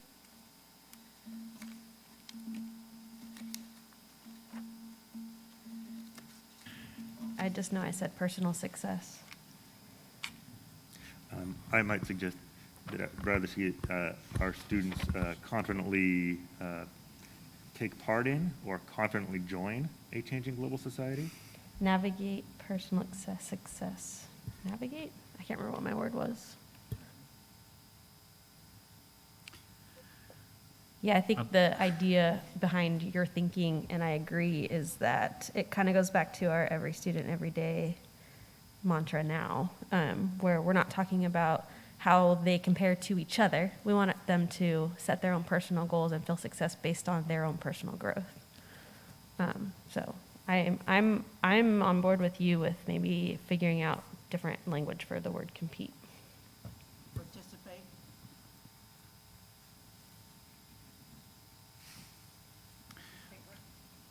Participate. I like participate. Or engage. Are we actually rewriting the mission statement right now? Yes. Theoretically? Okay. It's our document. Yeah. I mean, I like it the way that it is. I'll just say, I mean, on that particular point, no, we compete in the global society, you know, and I don't think that it helps the students. I mean, this is no more than a mission statement, but it's no less than a mission statement either. And you know, I think it's a straight talk if you tell kids that they will be competing in a changing global society. I don't think you should try to sugarcoat it, because as many, you know, insulating things as we have built into our society, you know, there's no guarantee those things won't go away at some point in time. And I think that kids should be prepared. I just think that compete is a little bit narrow of a word, because it's not just competing that they're going to be doing. I like the word engage in a changing global society, which would lend itself to being competitive, but also enjoying life and not always worrying about the rat race. you know, like we want our students to have that broader perspective of what their education will do for them. Yeah, I thought about the word engage. The problem is that then we have to actually reword the whole sentence because it would say confidently engage in the changeable society by engaging in. You're an English teacher. I know, it's the worst. That's a great point. You're all right. Though we could change engaging into completing because if our mission is, you know, not just that they're going to take classes, but they're going to finish them. Hmm?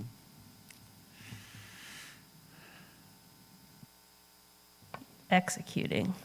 Executing.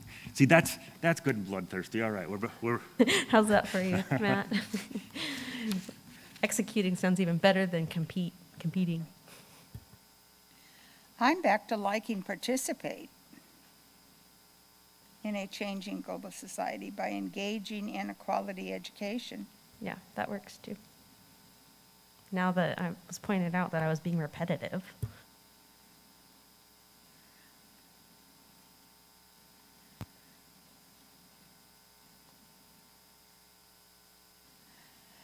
I need a motion. Well, I would like to move to replace the word compete with the word participate. I'll second that motion. Any further discussion? Huh? No, we have to wake up Matt and Kathy.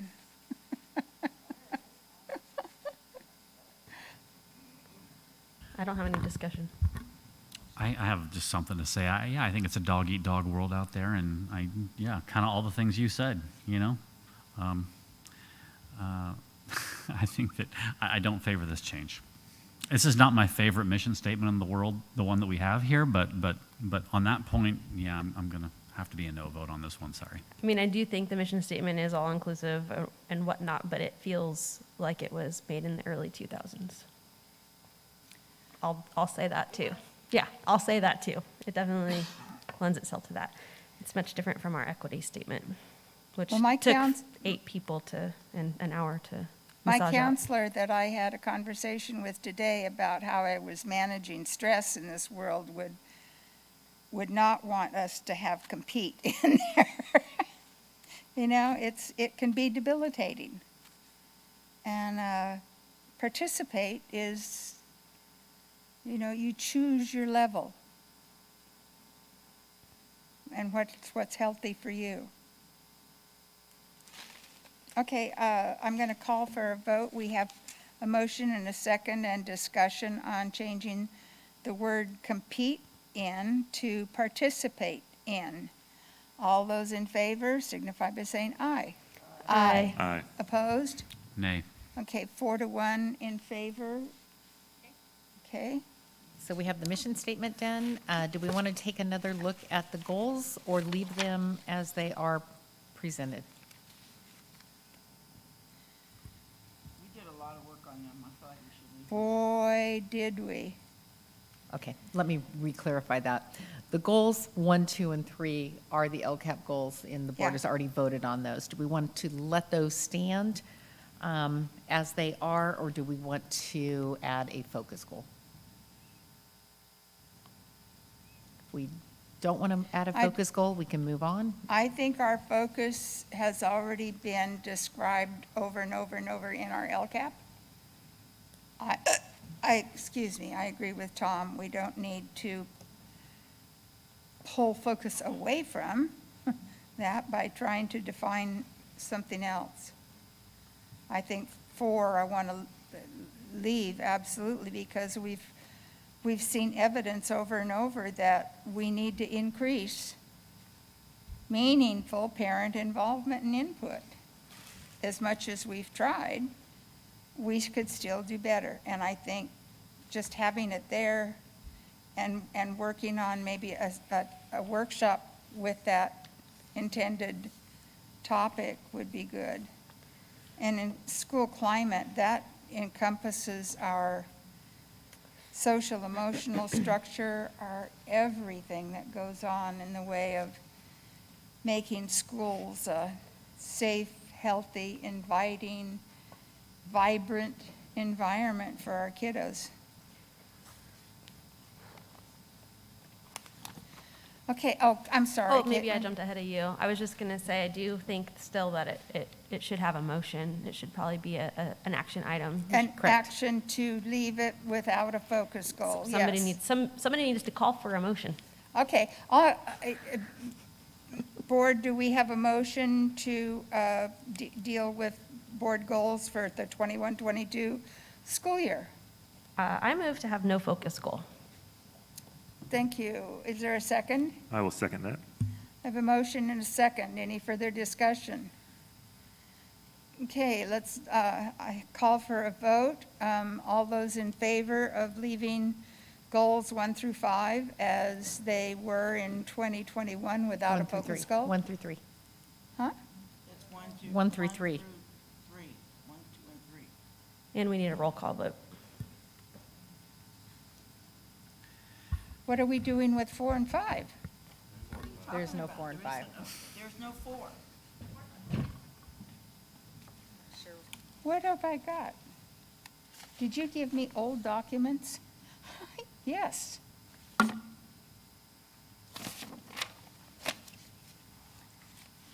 That was last year. So Yeah. this is this year. You were looking at last year's. This is not last year's. This is 21, 22. That's what this says. I have no idea where you got that. It came from This this. is what's in the packet. It was a setup, that's what it was. Okay, for those of you that have the correct documents, all those in favor of saying aye? Dalby, aye. Kaiser, aye. 10 is not voting, and this is based on my no vote on the LCAP. Lando, I. I think that would be a no vote then. Yeah, that's a no vote. Or an Robinson, aye. abstain, right? And Tennis, no. I'm actually abstaining. It's an abstention. That's fine. Okay. Do you have suggestions for what it should say? I think this relates back to the LCAP conversation. Right, but if you, Yeah, is my understanding just that you're abstaining because you already voted no on the LCAP, so Correct. you don't feel the need Yeah. to vote on this I because you liked already the- don't agree with it? Right. I liked the old goals better. You know, I could go back and read them again, and then you'd see how much better they are than these. But yeah, I just like the old goals better. I want to point out that we've already had this discussion a couple of times before, and so, And he can abstain and he doesn't have to explain yeah, himself. didn't have to explain. okay, We just want us to move forward. yes. Okay, motion carries 4-1. Huh? Whatever yeah, 4 in favor, 0 against, 1 abstention. okay. Get that, Erica? All right. Yeah, now that I have the right documents, because the superintendent's office set me up with incorrect paperwork. Online are the correct documents. I'm going with it. Okay, and I'm sorry, let me get back to where we are next, yes.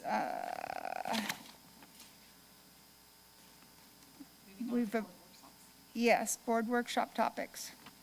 Okay, so each year the board has the opportunity to look in depth at additional topics that aren't in depth in a regular board meeting. Regular board meetings, we try to keep the agenda items to 15 minutes. In a board workshop, we allow 90 minutes, and sometimes it goes longer than that, to take an in-depth look at a particular topic.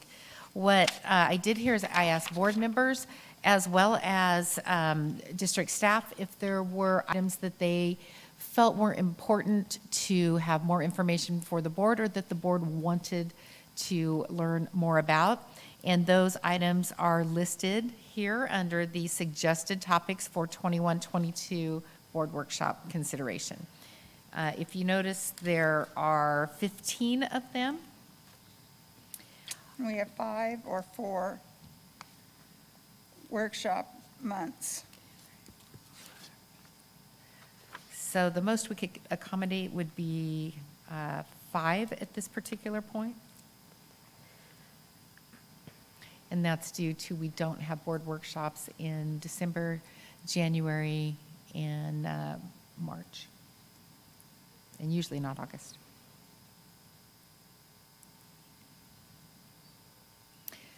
Another part of this process is, as we determine the board workshops, we always ask for 2 board members to be the liaisons to staff to make sure that we get it right. These workshops are for you to provide additional information, so we want to make sure that the information we're providing is what you want. Nothing worse than you thinking you're getting something and we present in a completely different direction. So as we go through this and determine which 5 we would like to learn more about, we'll also be asking for board members to serve as liaisons to staff to help develop that workshop or guide us. Yes. May I? Yeah. Yes. Thank you. Mr. Hunter? Just a quick comment, I wonder if we couldn't fit one more in, given that Of we're course not we going to have can. we're not going to have a board area of focus. It's, Oh, true. So Good we'd have point. the Yes. May Excellent. month for a workshop also. No, I Your think I topic? counted that, though. what was your topic? Have one, I didn't have a topic yet, I was just asking whether we could fit an extra We can workshop do in. anything you want. This Just is because our, typically in May, we review the board focus, and we just chose That's not to have true. one. So what I do want to, if you can look at the sheet, and it's in your online packet as well, that lists the dates of the board workshops. And Right. then the September 1st one has already been allocated to the California Voters' Right Act because the board is engaged in that process, but we've been on hold for a period of time. So that one does already have a topic assigned to it. But October 6th, November 3rd, February 2nd, April 6th, is that 1, 2, 3, 4, and now May 4th, 5, gives us 5 slots. Is that September 1st topic, is that definitely going to be able to happen, or isn't it kind of doesn't it depend on the census information? Is that part of that discussion? So this particular one is working with our demographers, with the process that we need to go through, as well as with our attorney, the process we need to go through prior to getting that data. So yes, it is going to be, we're going to have to do a lot of work with the census data when it comes out. It's unfortunate that we have to spend time on that, even though it's important, and don't get me wrong about voting rights and democracy and all that. There's Right. just so many important topics that directly affect our students in the classroom that I wish we could, have that day for. But I will stop talking. Well, let me clarify. I mean, this is definitely the board's agenda and the board's workshop, so if we don't want that there and we want to handle that in another matter, or in another way, we can do that as well. It's a legal mandate that we have only been able to delay because of the pandemic. So it's tremendously complicated and affects every single person who votes. It just seems so specific and particular that, and I would hate for you guys to throw vegetables at me for saying we should have a very specific meeting just for that. That's not a workshop, because our workshops also still have, items from the floor, and they have announcements, and they No, have. They don't. No, workshops do not. and- Workshops don't have items from the floor, but they do allow members of the community to engage in depth in the topic. Right. And I guess they would on this too.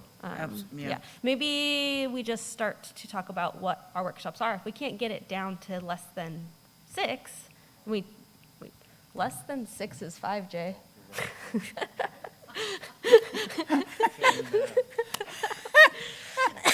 We talk about. Yeah. Then maybe we look at that and talk about, do we need to add another night? Not that any of us want that. I'm just stating well, that I'm gonna- to say it out loud. there are 2 community engagement meetings required by that process. Am I not remembering correctly? Correct. They are required. Yes. But those aren't board workshops.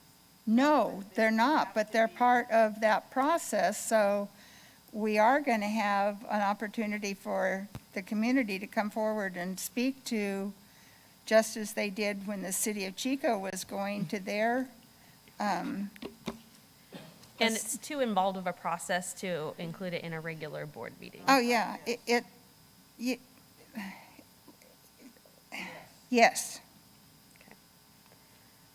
Something that has not been mentioned, and it kind of is maybe alluded to only if you read between the lines, is supporting more inclusive classrooms, especially at the elementary level, for our special needs students. I've gotten a lot of parent feedback about that particular topic. Inclusive what, ma'am? Inclusive classrooms, being more inclusive, rather than pull out students, have more students in the classrooms that are students with special needs.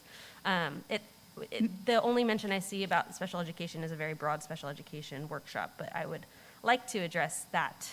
That's a particular need that I feel pretty strongly about, that we should be looking into in depth and really analyzing the level of a success and areas for growth in that topic personally.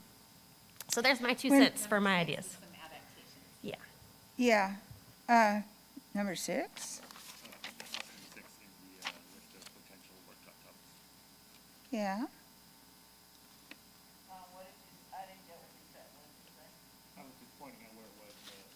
Mine says 8, special education programs and budgets.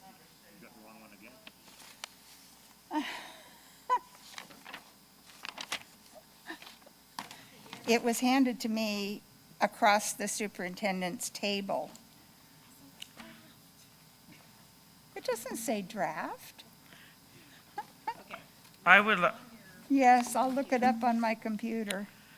I would like to suggest that we blend the number 4, which for us is the independent study online learning programs, and the career tech ed programs, because those are both trying to address particular aspects of our education options, and that might be something that we could partner together.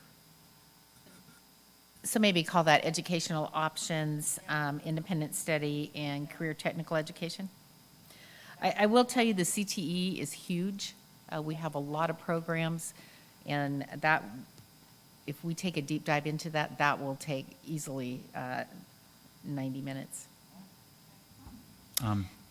Yes, Mr. Tennis?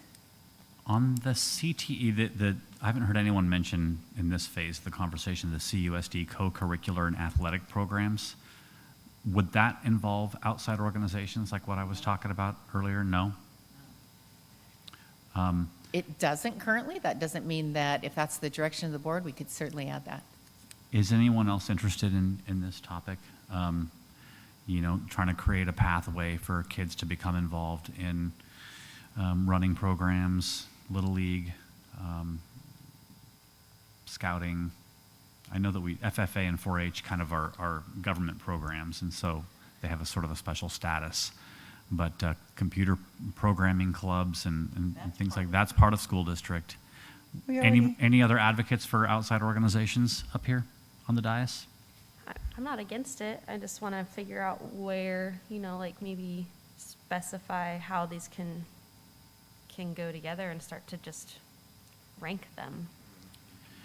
The issue is we can't fund them. Yes, I understand that. You could give, access. Could that be something under communication? Or do you think it needs to go further than that? I mean, could we add that as like a sub-bullet under the communication piece? District-wide communication and outreach? Yes, it could go there. In fact, I would prefer that was district-wide communication, outreach, and engagement. By law, every group then has to give equal time, and that's the context. That's a law? Yeah. How do I find that? So if my organization, which has one set of beliefs, comes on the school grounds and you're not allowed to, then I'm going to say that's discrimination. I don't understand how that relates to what we're talking about. How do you think access about these groups is done? We have access that any of them can use for free. Peachtree. That's not what Matt's referencing. She's right. Yeah, I mean, organizations like Girl Scouts and things like that, they have, beliefs. Sometimes they're vague and not very particular and relate to, things that would be very broadly, agreeable. But, there's a legal case to be made that you couldn't then, keep some other organization from doing the exact same thing. Whether those, we're applying that standard in terms of Peachtree communication, which we've heard tonight, is kind of shown to have a very low click rate and is not very effective. I mean, either you're in favor or you're open to the idea of, outside organizations being able to use the communication and the networking that's available through the school system or not, I happen to think we could do more to engage with the community in this respect, and I'd like to have a conversation about it. Something that was mentioned tonight was even having like a community organization carnival where it's almost like a rush where all students can come to a specific campus and you have all of the organizations represented for equal amount of time. I mean, we could even include that, and that would be part of district communication beyond Peachtree, right? I mean, so that falls under outreach and engagement, I think. And to clarify, we did have that planned to do, working with Mr. Terry Mifflin, and unfortunately, COVID hit and we weren't able to do carnivals on campuses this year. So I do see that as something that we will do. Mm-hmm. Maybe that's something we can put off for now. I mean, I'd like to see it happen. I'd like to see a robust conversation about it. I know that a lot of these groups are suffering for the fact that they don't have the access that they did in the past. But if I'm the only person up here who strongly feels that way, then I know we have a busy, probably schedule. I do think it ties in very nicely with the community communication, outreach, and engagement, and that would be very appropriate to have that conversation with that. Maybe as just kind of one As a sub-point or part bullet. of, as the community part of that. Maybe I can think on this a little bit, and I'll kind of share some ideas with you as to how we might work that into the conversation, and you can run them up the flagpole. Well, I'm certainly not against it because I know how much I gained from 4-H, which was, just invaluable in what you learned in the way of public speaking and project workups and things we went to the fair, and I know I also had access to FFA, no, not FFA, FHA. I was a girl, so I couldn't get into FFA. You just made my point. Yes. Little League. Yep. So just to maybe move us along a little bit here, I do believe that 2 and 3 could be combined together. Yeah. Because, the student outreach efforts definitely would tie into district-wide communication, outreach, and engagement. So if we wanted to put 2 and 3 together. Yeah. Where would you put it, Gateway? I was just trying to get us down to Yeah, 5. let's just get down to the number and then we'll figure out the dates. Yes, Mr. Tennis. Is food missing from this list? Is what? Yeah, Food it's is not. missing. Is there anything to talk about relative to the food, our approach to food, the food service that we have? We have a standing committee that Yeah, meets with the Director of Nutrition Services. Yeah, it's federally mandated. Mhm. We don't have to do anything with it. If you want to volunteer to be on that committee, He is on Actually, it. I am.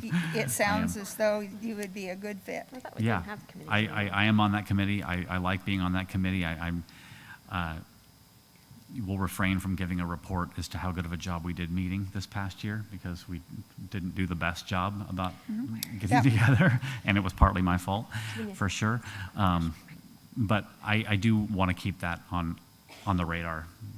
Yeah, here. Just give Mr. Ansero and your fellow committee member a holler and set up the meeting. And this is one that comes forward every other year, correct? For, the Yeah. board policies have to come forward to the board for review and approval every other year. Did we have a meeting with Mr. Encero, yes. and where he was here, and was that what you just mentioned? Was No. that, We did, No. we had a meeting scheduled, Mr. Ansara was present, but none of our committee members were there. right, no, I mean, he was here, and he was No. participating remotely. That's Mr. not- Encero was here, and we were asking him questions about the food supplies that we were We having. did, but that's not what Okay. that committee's responsibility is. It's much broader than that. I've served on that committee for several years, and it's way more than that. It pulls in, there's a list of who needs to be brought in from the community to participate in those meetings, and that was part of the problem, is you couldn't get the community members either to show up. They've gotten better because anyway, I went there, but that committee is the one you're on, and you work with your other committee member off the board, who Tom, and set it up with Mr. Encero, and he has the guidelines, and he's done it well. He did it the first 2 years that I was on the committee, and yeah, that's what nearly got me He's thrown off excellent the to work with board. and is really receptive to inputs. Thank you. Yes, Can I clarify something? Yes. It's really bothering me. I thought that we don't have, quote, committees anymore. Thank you. Okay. what do we have? We have board liaisons. Board liaisons. And that's for the workshops. So this isn't something separate. Like, we used to have a wellness committee. And that's what Yes. you're referring to? Well, in the government document that governs us, it says committee. Am I Yes. not correct? You are correct. But we did Yes. make an amendment at some point to, It's the government's wording.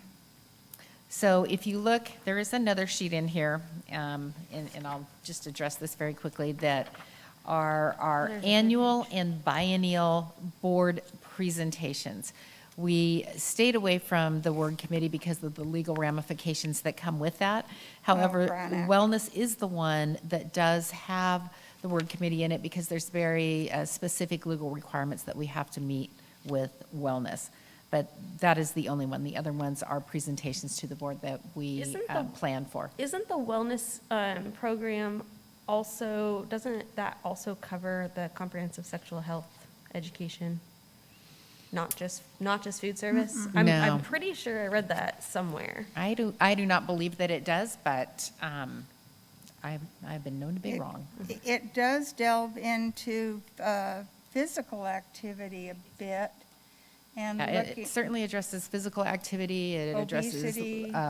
water, it addresses education nutrition education within the classroom. Yeah, I do not recall the it also has something to do with sex ed school part of that, gardens. but that, School gardens is another component of that. so if I could bring us back around and back trying to get us to select 5 board workshops. It's on here.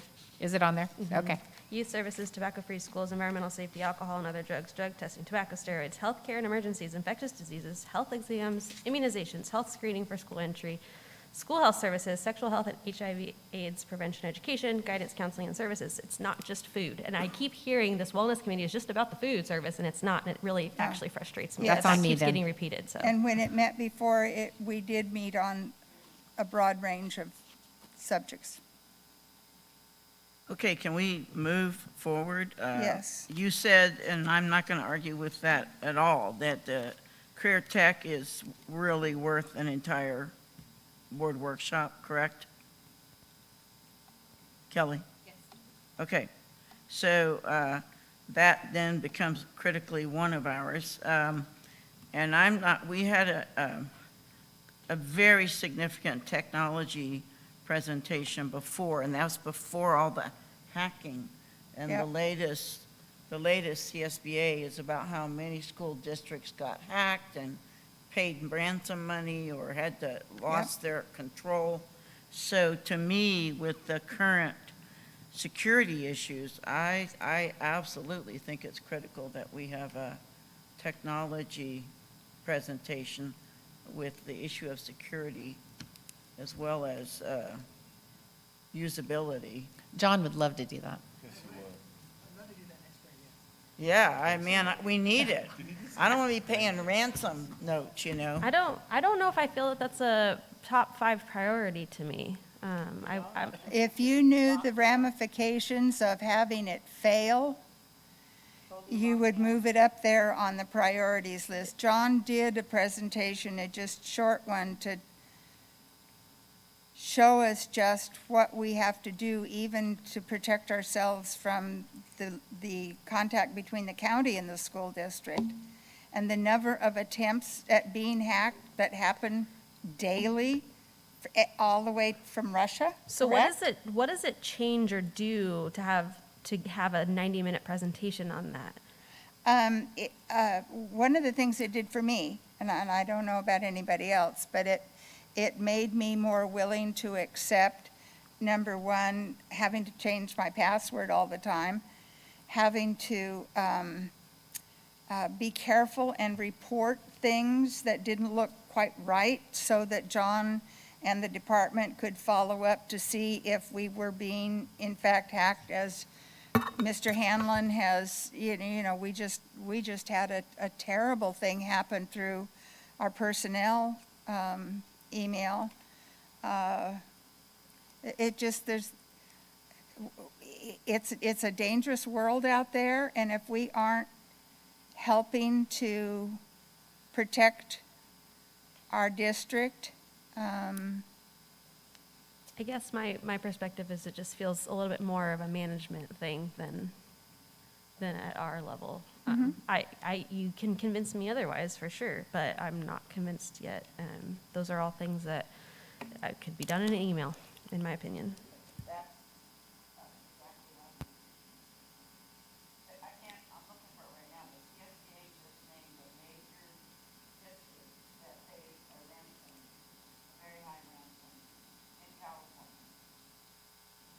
the special education programs and budget we just did last year.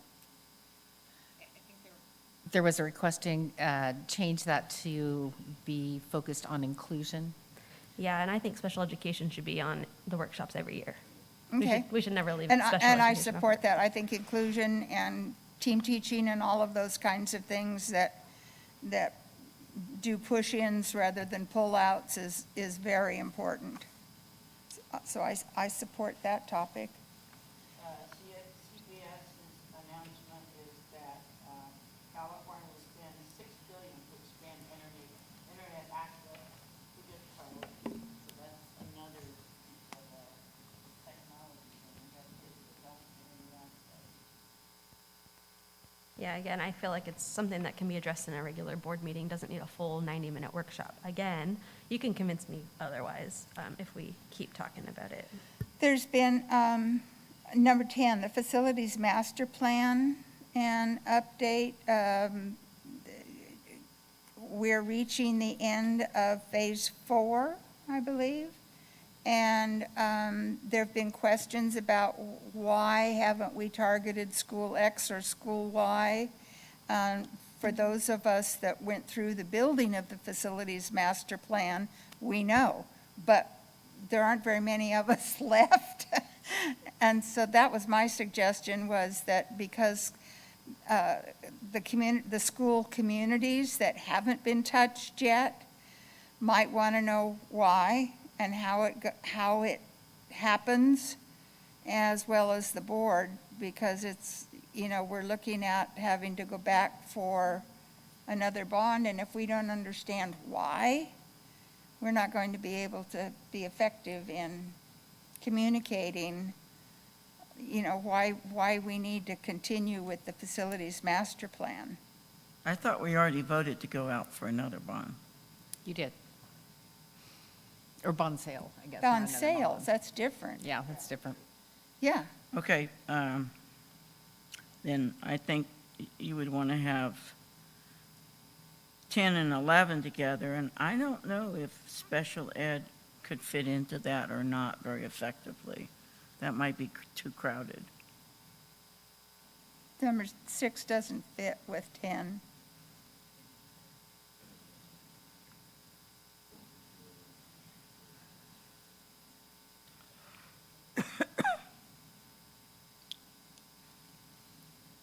I feel like this facilities master plan and update almost goes along with some equity stuff too, possibly, and/or obviously budget. It's always ties back to budget, sorry. I think an update on the facilities master plan and discussion about any kind of possible changes or needed updates could be beneficial. What about 10, 11, and 12 being together?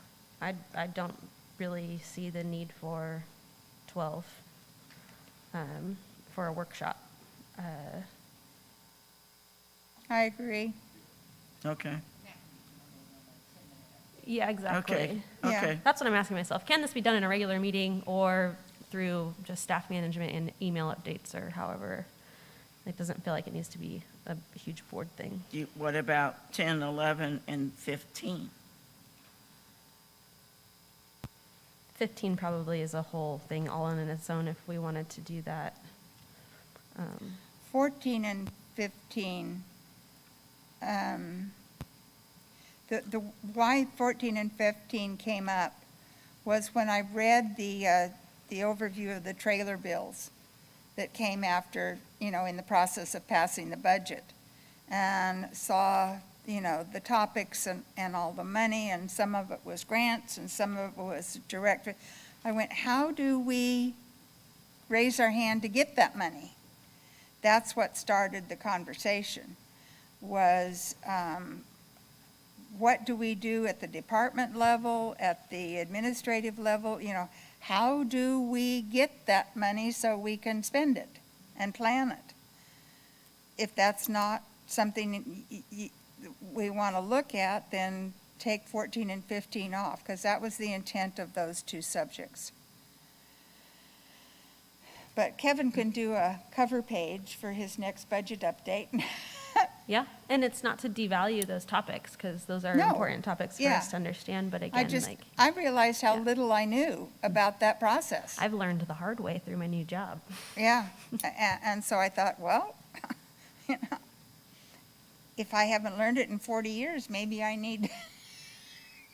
Yeah, the money just appears and you just say, okay, yeah, spend it. Yeah. Yeah, it's I'm sure it's actually a really interesting conversation to hear about. I wouldn't prioritize it in the top 5. Okay, I personally. agree. Take it out. Kevin, that's on you. Okay, so far we have district-wide communication outreach with student group being included in that. We have special education programs with a focus on inclusivity. Inclusion. CTE programs and technology plan, Yeah. and that's, So I have on my list also facilities master plan update, learning loss, systems of student support in Chico Unified, which was number 1. What was it? Systems of support in Chico Unified. That's like all of the social, emotional, academic, social, Isn't emotional, that what's behavioral on our LCAP? needs. Why it's just number 1 on this list. That's. And learning loss that you brought up is not also not on this list. I think those are what's addressed in the LCAP. Okay. Yeah. Oh, okay. So we're going to do 10 and 11 together then? Wait, sorry, can we actually just really quick identify what on here would just go into our LCAP update so that I understand like where it's gonna come up and not be a standalone workshop? So number 1, the systems of student support, that would fall under LCAP. Yeah, there'd be 2 meetings. well, let me clarify there. Yeah. When we do the LCAP, we're looking at everything in the LCAP. So that is a very expansive but not in-depth. So this was on here for a more in-depth look at what we're doing to support student needs. We're doing so much that's new this year that this is a very important topic. And if I it agree. couldn't be done within an LCAP presentation, I think it does need to be a workshop. And we- Almost, I mean, how much of our ESSER dollars are going towards this specific point? How many? 50, 50? 55 million. Yes, over $55 million. So that's just my one board trustee opinion.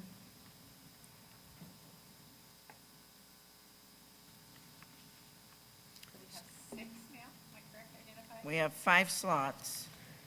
The ones that I endorse as top 5 personally are Systems of Student Support in Chico Unified, to district-wide communication, outreach, and engagement, including student groups outreach efforts. Yeah. CTE awareness and engagement, K-12, I wanted to make sure we added that. And special education and inclusion. Okay. Those are my 4 so far. I have not been convinced for my number 5 slot, but again, I am one of 5 of the Board of Trustees. Okay.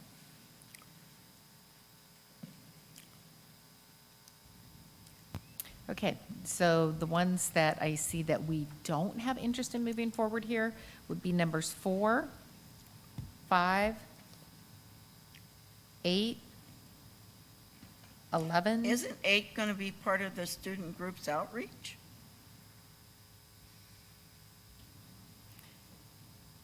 Certainly, I mean, I thought you're talking about, I mean, that's such a broad topic that, Could we include it in number 1? sure. put Including 8 and 1, eight in 8 and one? 1 together?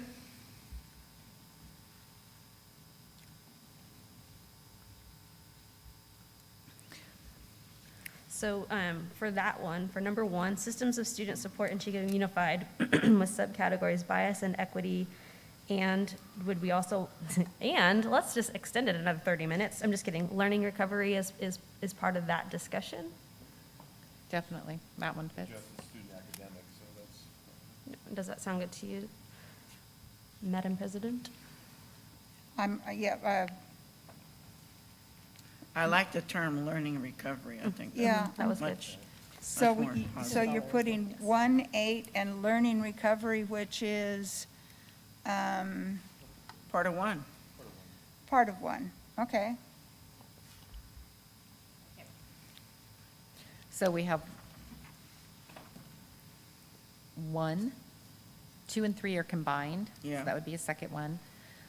6, 7, 9, and 10 are the ones that we're looking at. So that Yeah, gives us eight- 1, 2, eight 3, goes with 4, 5, one. 6. Madam Superintendent, can you kind of break that out again, rather than just stating those numbers, maybe kind of Sure. add a few more words to that? So one that has been identified to come back as a board workshop is Systems of Student Support in Chico Unified. And under that, we would be addressing student academic, social, emotional, and behavioral needs. We would be discussing work in the area of equity and bias. And we would be discussing learning recovery efforts. The second one was district-wide communication, outreach, and engagement. And that would look at parents, students, staff, and community groups. Included in that would be our student group outreach efforts, and that's both our state-identified groups as well as our targeted groups, and then as well as Chico Unified identified student groups. Yeah, that's C.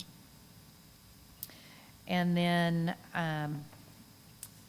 6 on the workshop list, but really would be our third one that we would be considering right now, would be Chico Unified Special Education Programs with the focus on our inclusive classroom practices. That's the third one on our list, you say? Yeah. So the previous one has a lot under it then. Communications, 6. outreach organizations, including target and ID Yeah, that's all- groups. That's yeah. all one? Okay. Yeah. Well, that's one item. One item. That's big. So there is a list on the computer and in the handouts that is the list of the ones that were forwarded to us. And so that's the list that I'm working off of right now. So then we have career tech.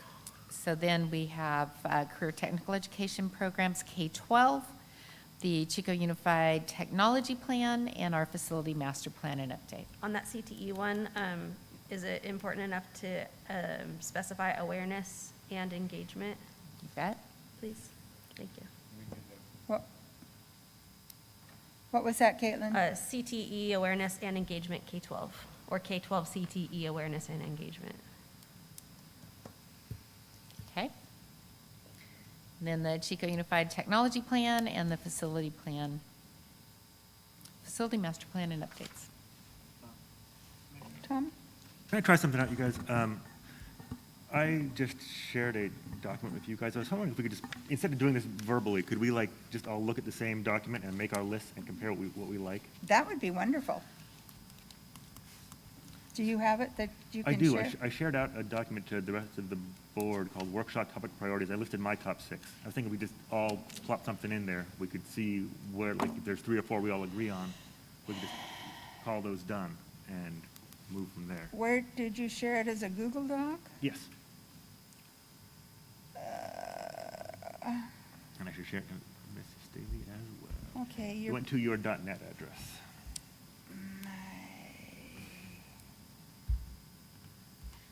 Because that's one associated with our, Can we squeeze in facilities master plan and technology in the same meeting? I don't know. No, no, Kelly they gave me are, some they are funny looks just very, now. I was mostly being facetious, y'all. yeah, they're extremely complex.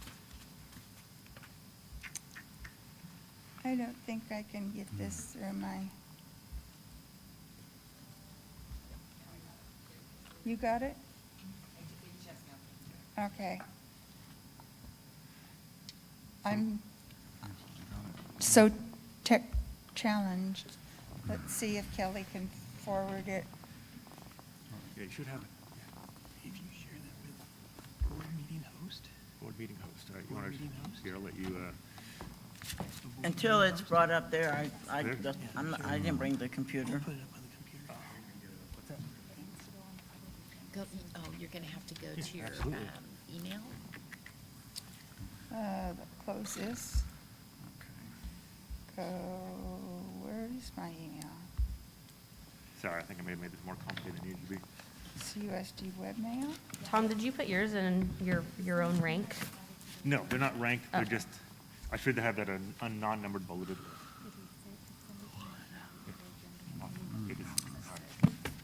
It is, you are added to it. Thank you.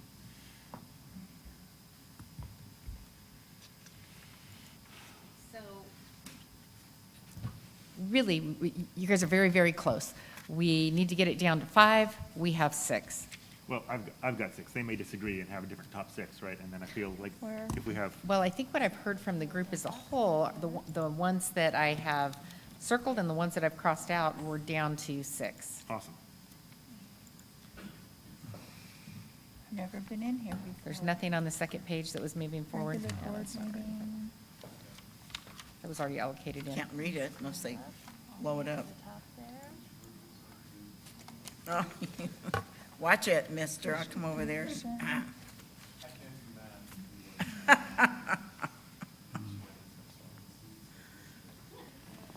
This is really just to distract you guys so I can go to the restroom while you all type things. Okay. That's not fair.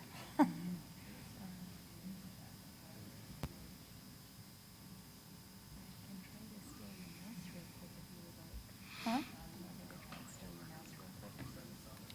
Did you what?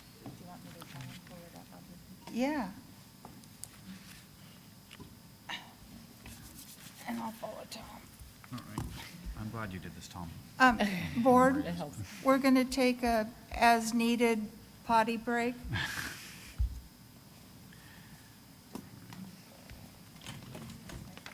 Okay. So, I don't know. Ask Erica. I told her to go get them. So, how long does Julie need for?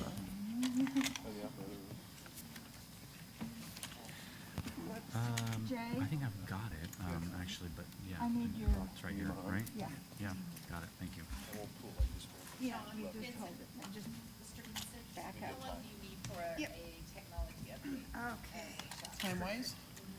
Copy. You want me to go check on that room? Or you go John Vincent, how do we copy? Control C?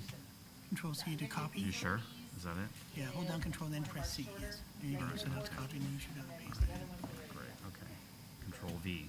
Control V. Great, okay. This is what they want, right?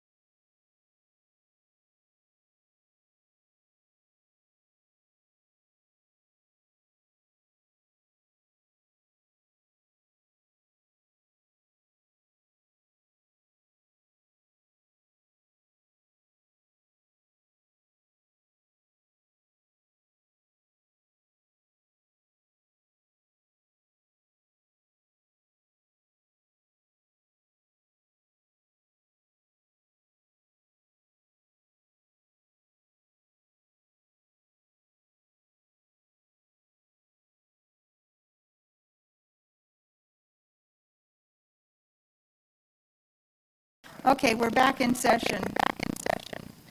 So I would like to propose that our topics that we use board workshops for would be item 1 on the suggested topic list, student systems of support in Chico Unified, and that will include our plan for addressing student academic, social, emotional, and behavioral needs, equity bias at work, as well as learning recovery, and that would be one workshop. A second workshop would cover district-wide communication, outreach, and engagement across all parents, students, staff, and community groups. And included in that, of course, would be our student outreach group. So that would be a second topic. A third topic would be Chico Unified Special Education with a focus on the inclusive classroom. The fourth topic would be Chico Unified Career Technical Education Programs, K-12, both awareness and engagement. We'll work on the title a little bit on that.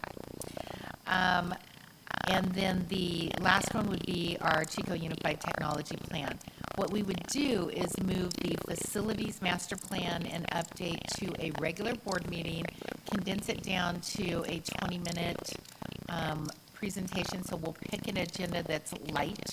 And then this also allows our community to hear more about what we're doing on the facility side. So that gives us the 5 topics that we need, and then the opportunity to do the facility master plan updates still. We'll be getting the ones that everybody has mentioned they wanted. We okay with that? Yes. Okay, so now, let's keep moving. Let's go. Let's assign dates to these. Dates, oh man. Dates, as well as, be thinking about this, board liaisons for each of these board workshops. So the first one, and the available dates are October 6th, November 3rd, February 2nd, April 6th, and May 4th. The first one would be the Systems of Student Support. I feel like that one should be sometime mid-year, November or February, but February almost seems too late. But November almost feels too early, so I don't know what's best. Mr. Marchant, since you're going to be leading that one, what do you think, February?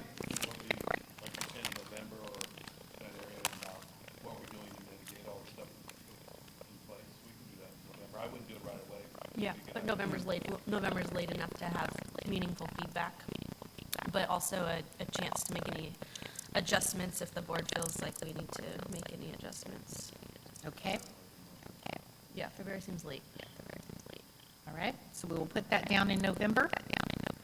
And that is? And Mr. Marchant will be the lead on that. Board liaisons. Ms. Dalby? Ms. Dalby?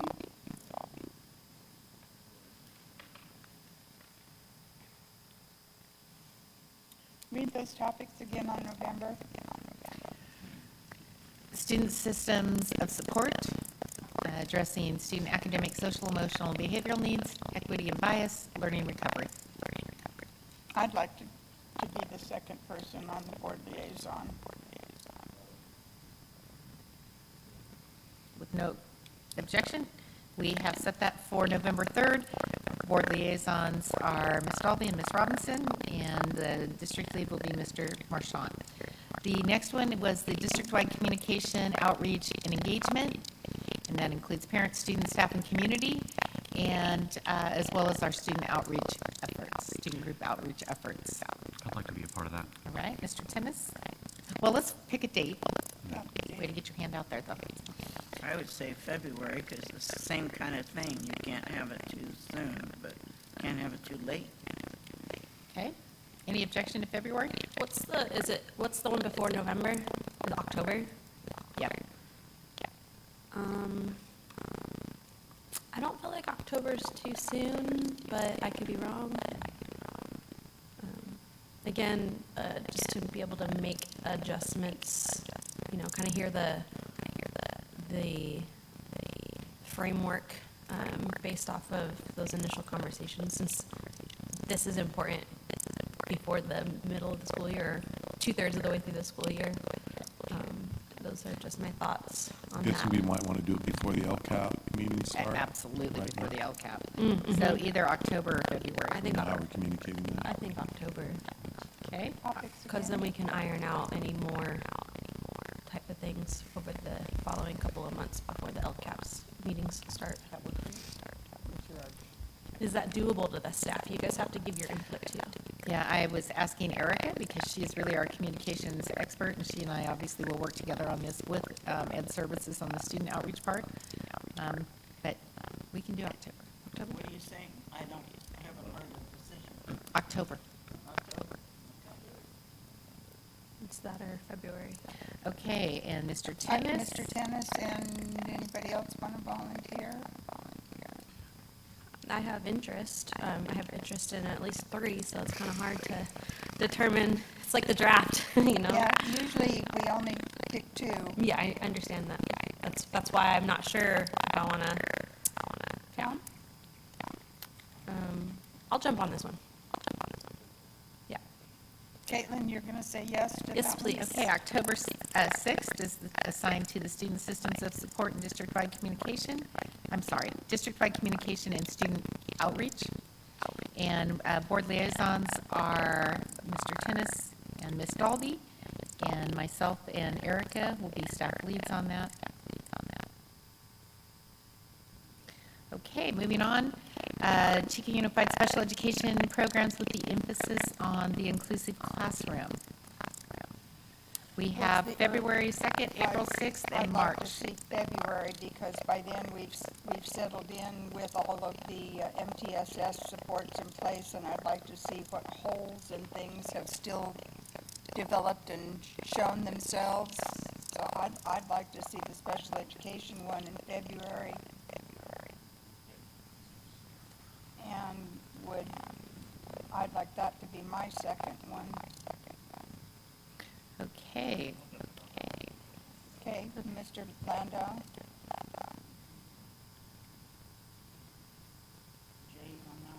Yeah, Diane, but I was going to say. yeah.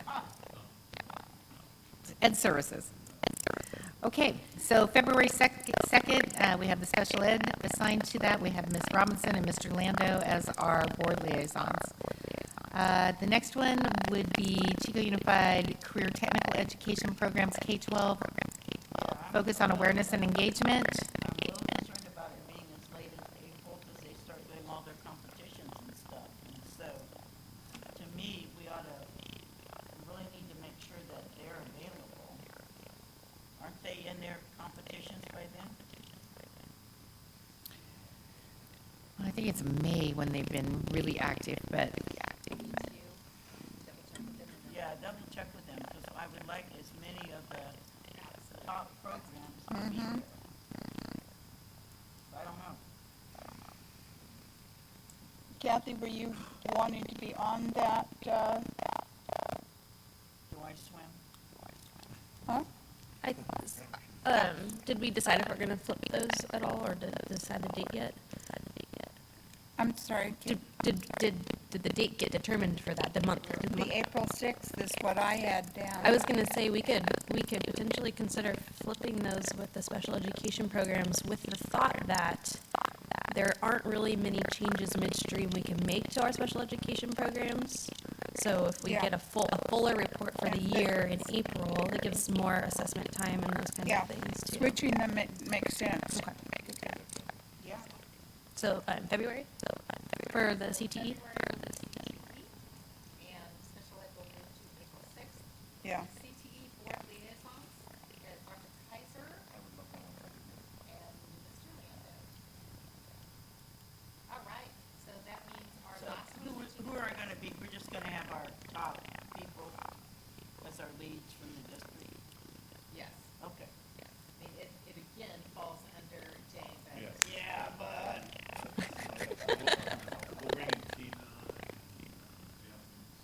Kristen Lauer. Cool, yeah. I haven't even met yet. Okay, so that means, John, you drew the lucky May 4th straw for technology. And You can do it, bud. Mr. Vincent and his team will be the staff leads. Who would like to be on this from the board? We'll do that. Mr. Tennis. Would there be an opportunity to maybe also slide in maintenance operations and facilities? Or no, maybe not facilities, but just like a quick update on upcoming projects? Or just in a regular meeting? Okay. Yeah. Yeah, typically, we do a follow-up in September on the projects that were completed over the prior summer, and then we bring back the next summer's work list, typically in April. Okay, cool. That works great. Okay, so put me on the check one. Where are we putting Kathy? So, I need to go back up to the ones that have already been slotted in here. The California Voters' Right Act on September 1st. Right. Two board members volunteered to be on that. Mr. Leonard? Yeah, that is really complicated. I'll do it, because it's not something you're gonna do. Kaiser? Both of our staff to be on that. Who's not with me, Tom? Hey. Kathy, you've got some background through League of Women Voters. Oh, yeah. Yeah, okay. Yeah, that makes sense. The board self-evaluation and my evaluation actually includes all board members, so that one is set. So then. Where? Very top one, very first page. Oh, July. On June, the local control and accountability plan and the budget, two board members that would like to be liaisons on that. LCAP? No. LCAP, anyone? Yes, Am I allowed to do 3? I'm already on 2. we're allowed to do 3, sure. I'll jump on the LCAP. Hmm? Since I will, wait. otherwise I'll be done by December. Matt raised his hand first. Well, I didn't actually, that was the voting rights, but I mean, it's fine. I mean, I'm already on for 2. Is there anyone who's needing another? No, we all have 2 already. I do, but,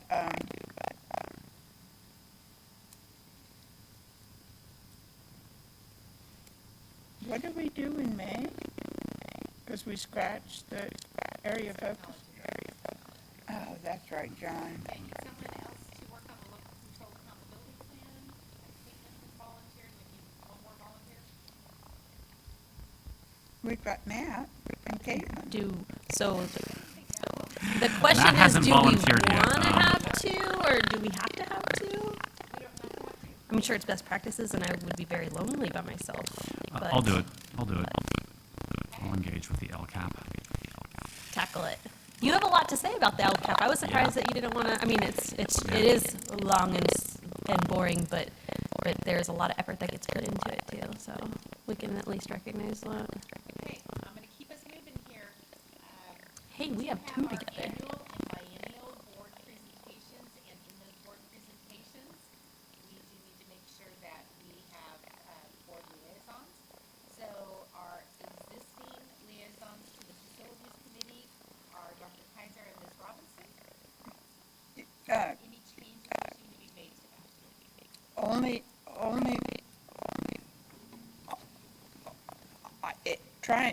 try and drag me off that committee.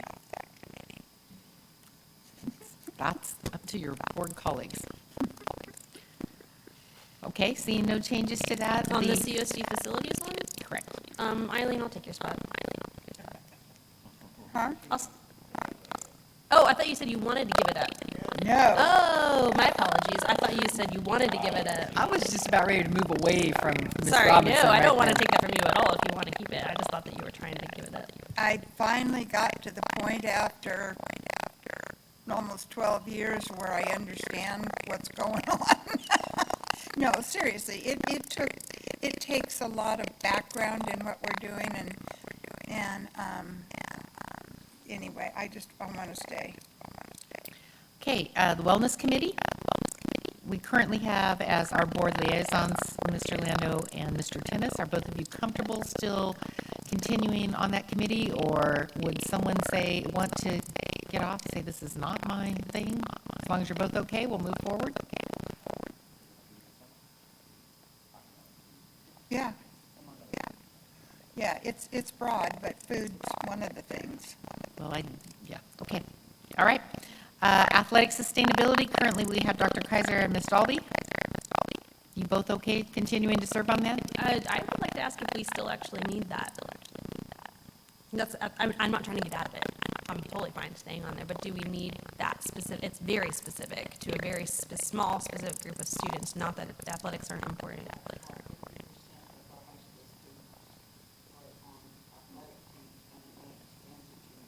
Okay.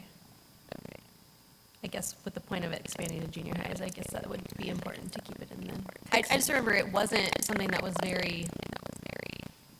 The only one on here that is mandated by law is the wellness committee. The other ones are ones that the boards have asked over time to have as standing reports back to the board.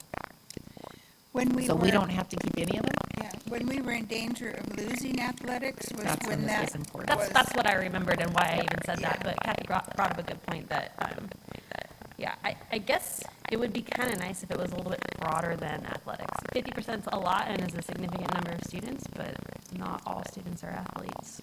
So, but that's just my 2 cents, I'm not saying. I would agree with you, Ms. Dalby. I'd like to see it.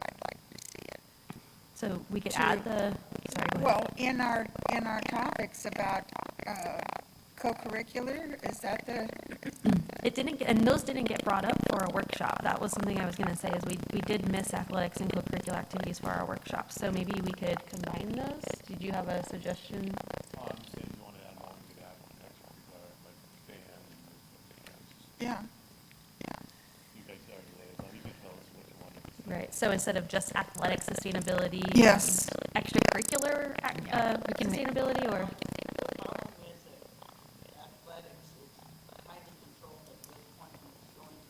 Mhm.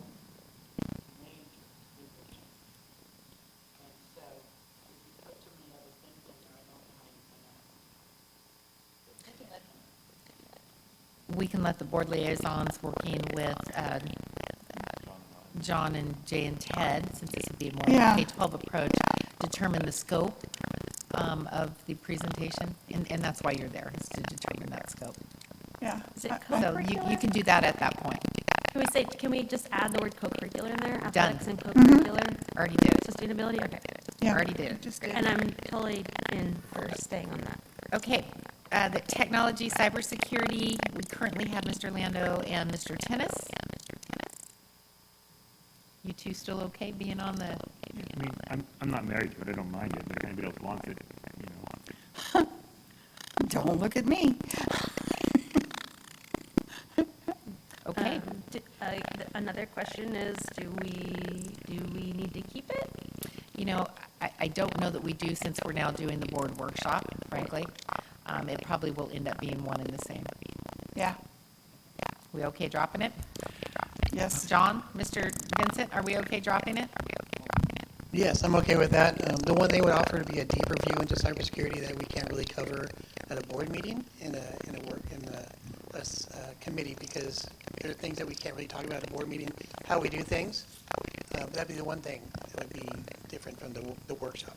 But you would still have the opportunity, you still are doing the workshop, and you'll still have board liaisons working with you at that point. Yes, that's correct. Okay. I'm good with that. That's right. You forgot to add that if he were to tell you, he have to kill you. That was Yeah. to kill you. Okay, That's Mr. what Lando? he threatened last time. I just wanted to ask if that can encompass or will encompass the subject of like youth security, like the youth protection in terms of what they're seeing on their Chromebook and so forth. Yes. Is that something you wanted to discuss at the board workshop? I mean, I think that's an appropriate place to at least put it on the list. You bet. So you are on that committee. You are the liaison to that, not committee, I gotta not use that word, but for that board workshop. So by all means, when you guys meet as the group scheduling that workshop, you determine what's going to come forward. Okay. And so it'd be a technology and cybersecurity updates. If that's how they structure it when they meet, absolutely. So I would certainly support adding the student access component, having concerns. I will add it right now. think that was part of what got covered last time we had a technology workshop as well, right? We talked about filtering software. Yeah. Yeah. Okay, moving right along, we're taking that off of our list of biennial because it is going to, or annual, because it is going to be a board workshop. Superintendent evaluation, we currently have Ms. Robinson and Dr. Kaiser. That's not true, No. it's actually Ms. Robinson and Mr. Lando. Yeah.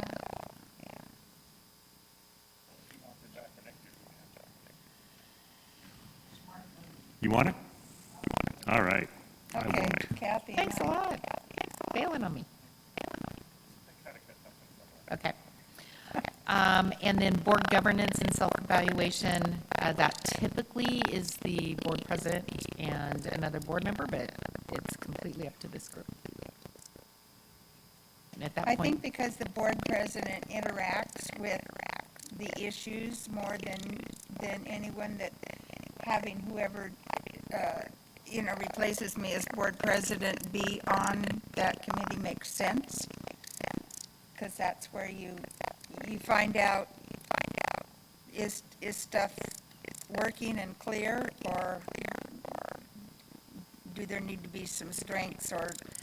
so currently we have Ms. Robinson and Mr. Lando. I think what we could do is put board president and whoever else wants to volunteer to be a part of that. Do we want to just say board president, and isn't there what are our other chairs? Vice president and Board clerk. vice president, clerk for the three board So, offices. yeah, maybe put, Kathy? the president and vice president, or, because it might not be that next year, don't we decide each year? who's- Yeah, December is when the And opportunity maybe to it'll be the same change. people, but maybe it won't, so maybe we just instead of putting a person in here, or two people in here, just put. Offices. Mhm, offices. Yeah, and I was going to put board president and one other person if we knew who that we wanted that to be, but board president and vice president is perfectly fine.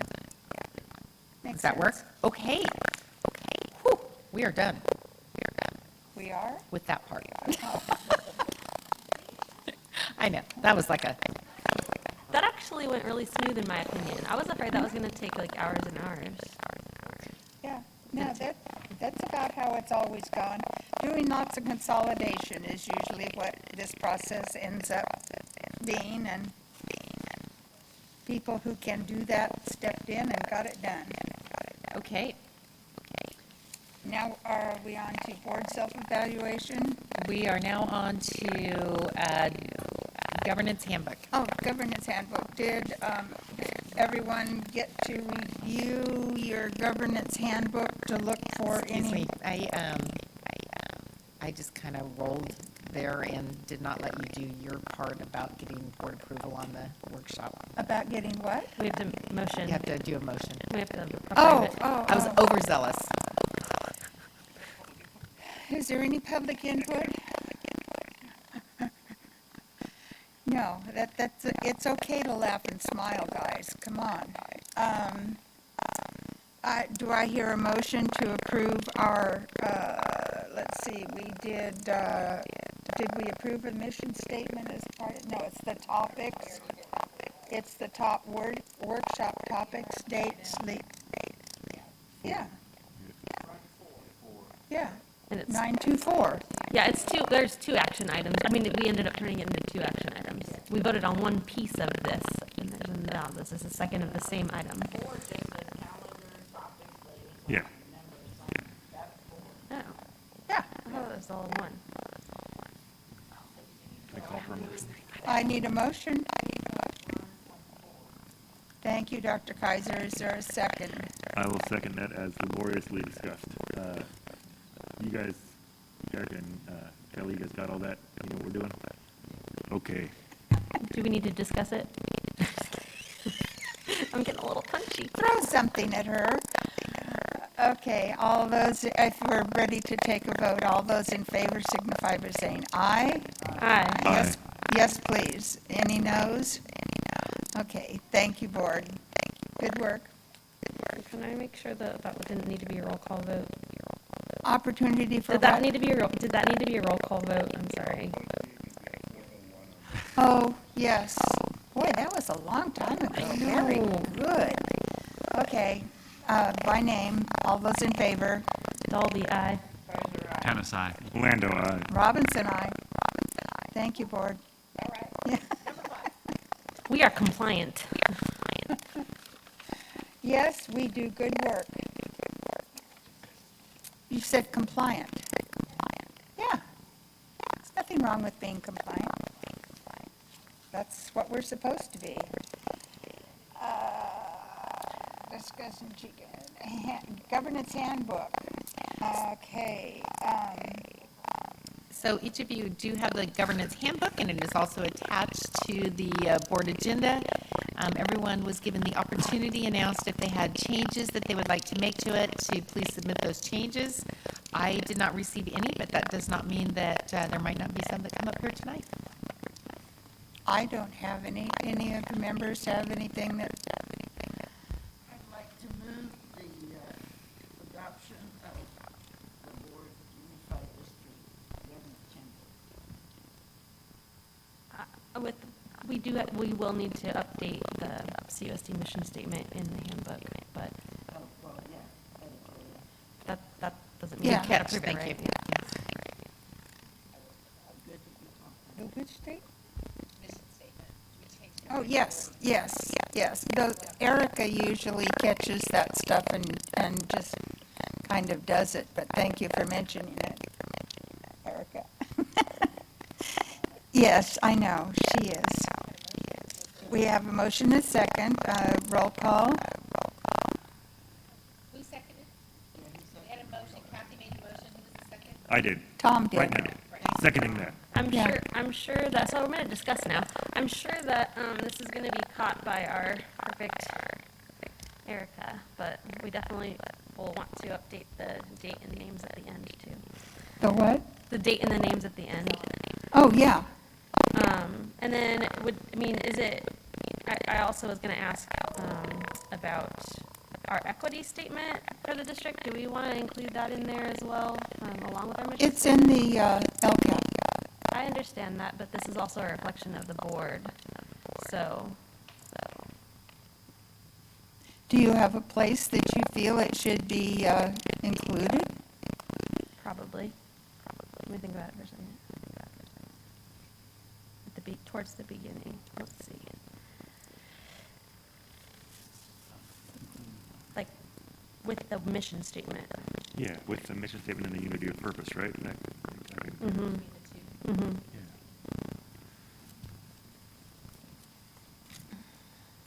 Does that need to be an amendment?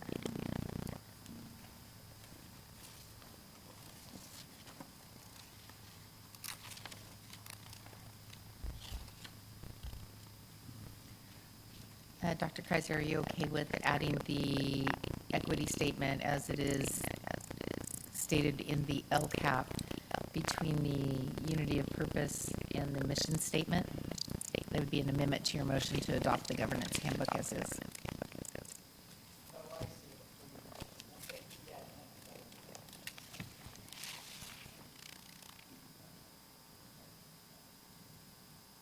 Yes, that makes sense.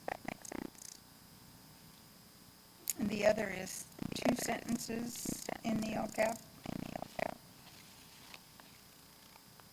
Okay.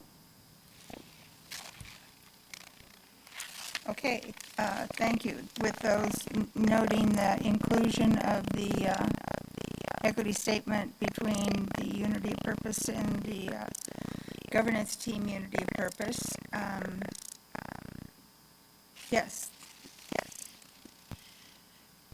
We do have a motion and a second with a modification. All those in favor, if we're ready to vote? Aye. Aye. Thank you. 5-1, that is approved. Okay, just an FYI on things that will get changed. When we finish the process of the district voting in one of our board policies in the 9,000 series, there is one section that will have to be changed to be compliant with whatever we end up doing, just an FYI so that we don't forget later. And we might also revisit the equity statement after it gets reviewed and something in the next couple of months. Okay. Yeah, I just acknowledging that too. All our documents are fluid. Yeah. Yes. Okay, 9.2.6 is the board self-evaluation, so I will let the board lead themselves through the board self-evaluation. You were provided documents that reflect the average of all of the scores submitted, and all of the board members did submit scores, so you. Okay, is it on now? Is it on our agenda now? Because when I first visited that document, it was not yet up.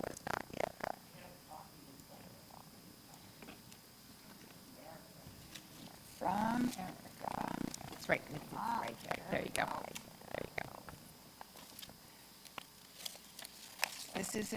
This isn't something that I got slipped that isn't valid, right? Okay. Okay. Oh.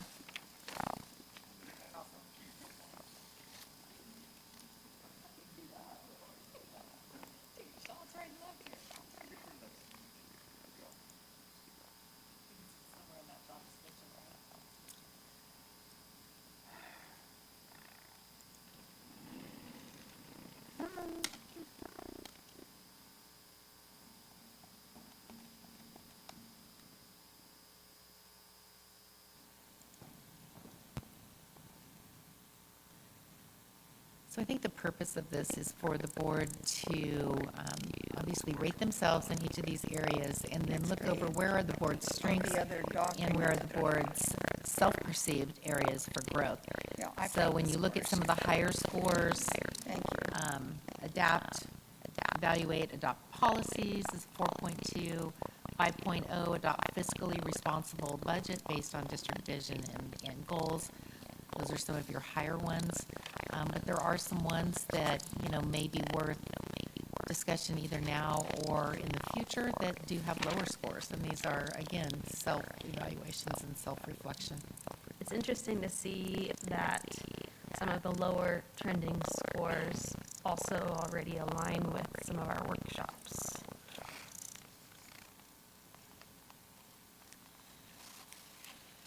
Well, taking a look at the ones that did not score well is historically what we have done, and then discussed why that might be and what we might want to do to correct that.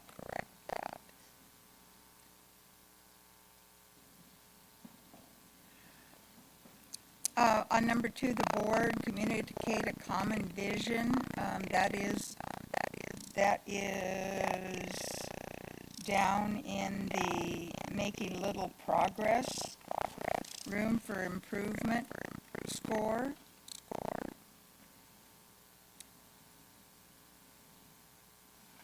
How might we improve making progress?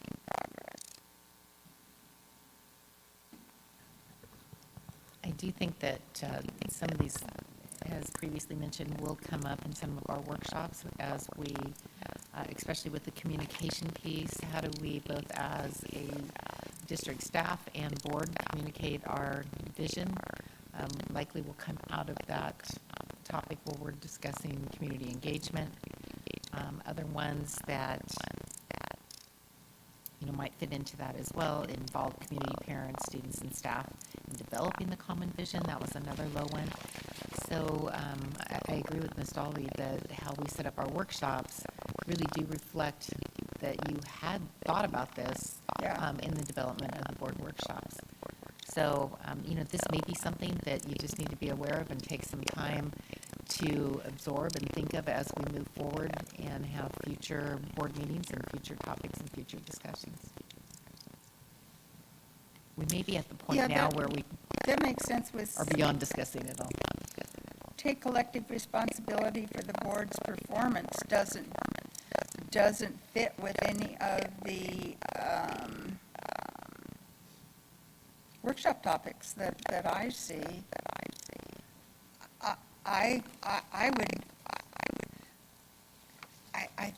I I don't remember scoring it that low, but I do remember thinking that I felt some frustration at this board not having had enough time to spend away from board meetings in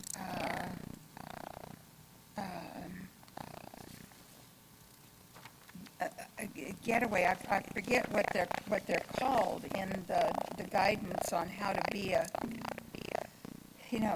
cohesive board. Like a retreat? Like a retreat? Yes, retreats. In the past, boards have, especially when there was new board members, retreats were vital. And we haven't had a chance to do that. And I think it's hurt. Anybody else have any feelings on how we might, if it is a problem, how we might correct it?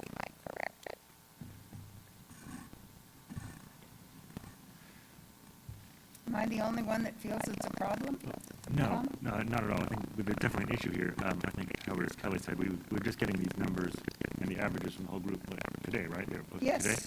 I think it might be more fruitful to sit with these for a little bit rather than try to hash them out right now. I agree. Now, how about we ask Tom, since you and I are going to reach out to the board on their input on the superintendent's evaluation, have a section to come back to write on these observances as well.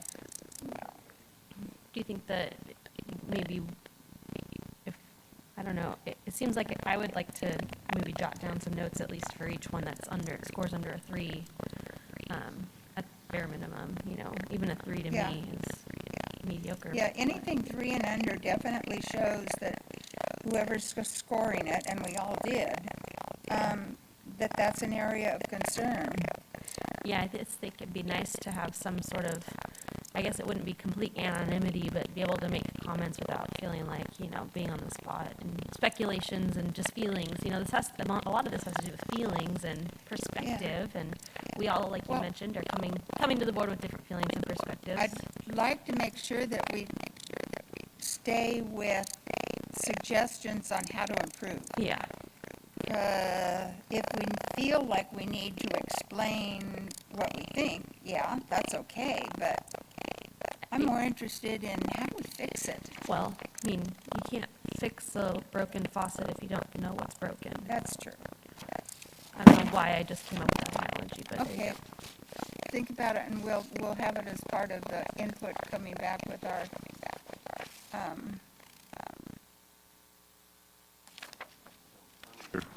We had discussed having input on Ms. Staley's evaluation by the 11th. Is that reasonable to also Yeah. get input on any scores lower than the 3 that you want to talk about, and what we can do to increase them at the same time? Do you want to do below a 3 or 3 and lower? 1, 2, 3 and lower? 3 and lower. Yeah. That works for me. Yeah.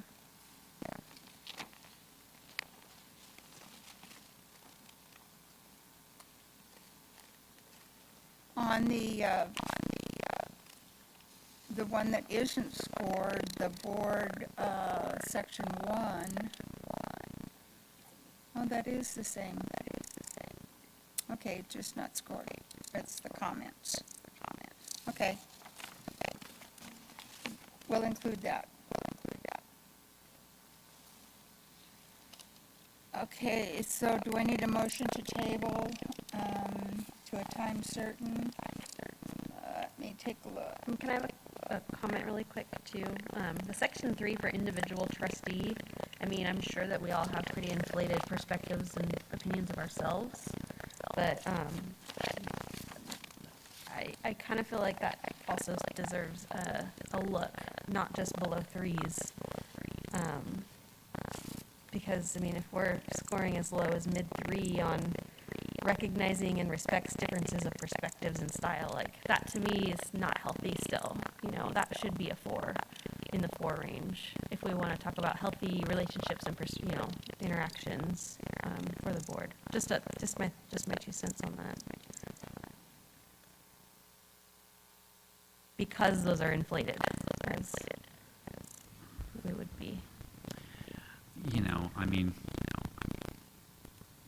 we are here for different reasons. You know, we pursued this opportunity for different reasons, and, you know, I mean, we're going to have differences of opinion that are going to manifest themselves.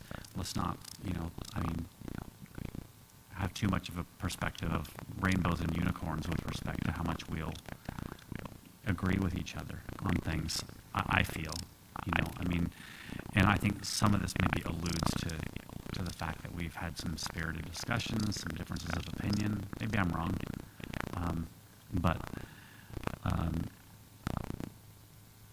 I think that our interaction with each other is sort of maybe as it should be from a constitutional standpoint, and in recognition of the role that we're playing here and trying to lead the community.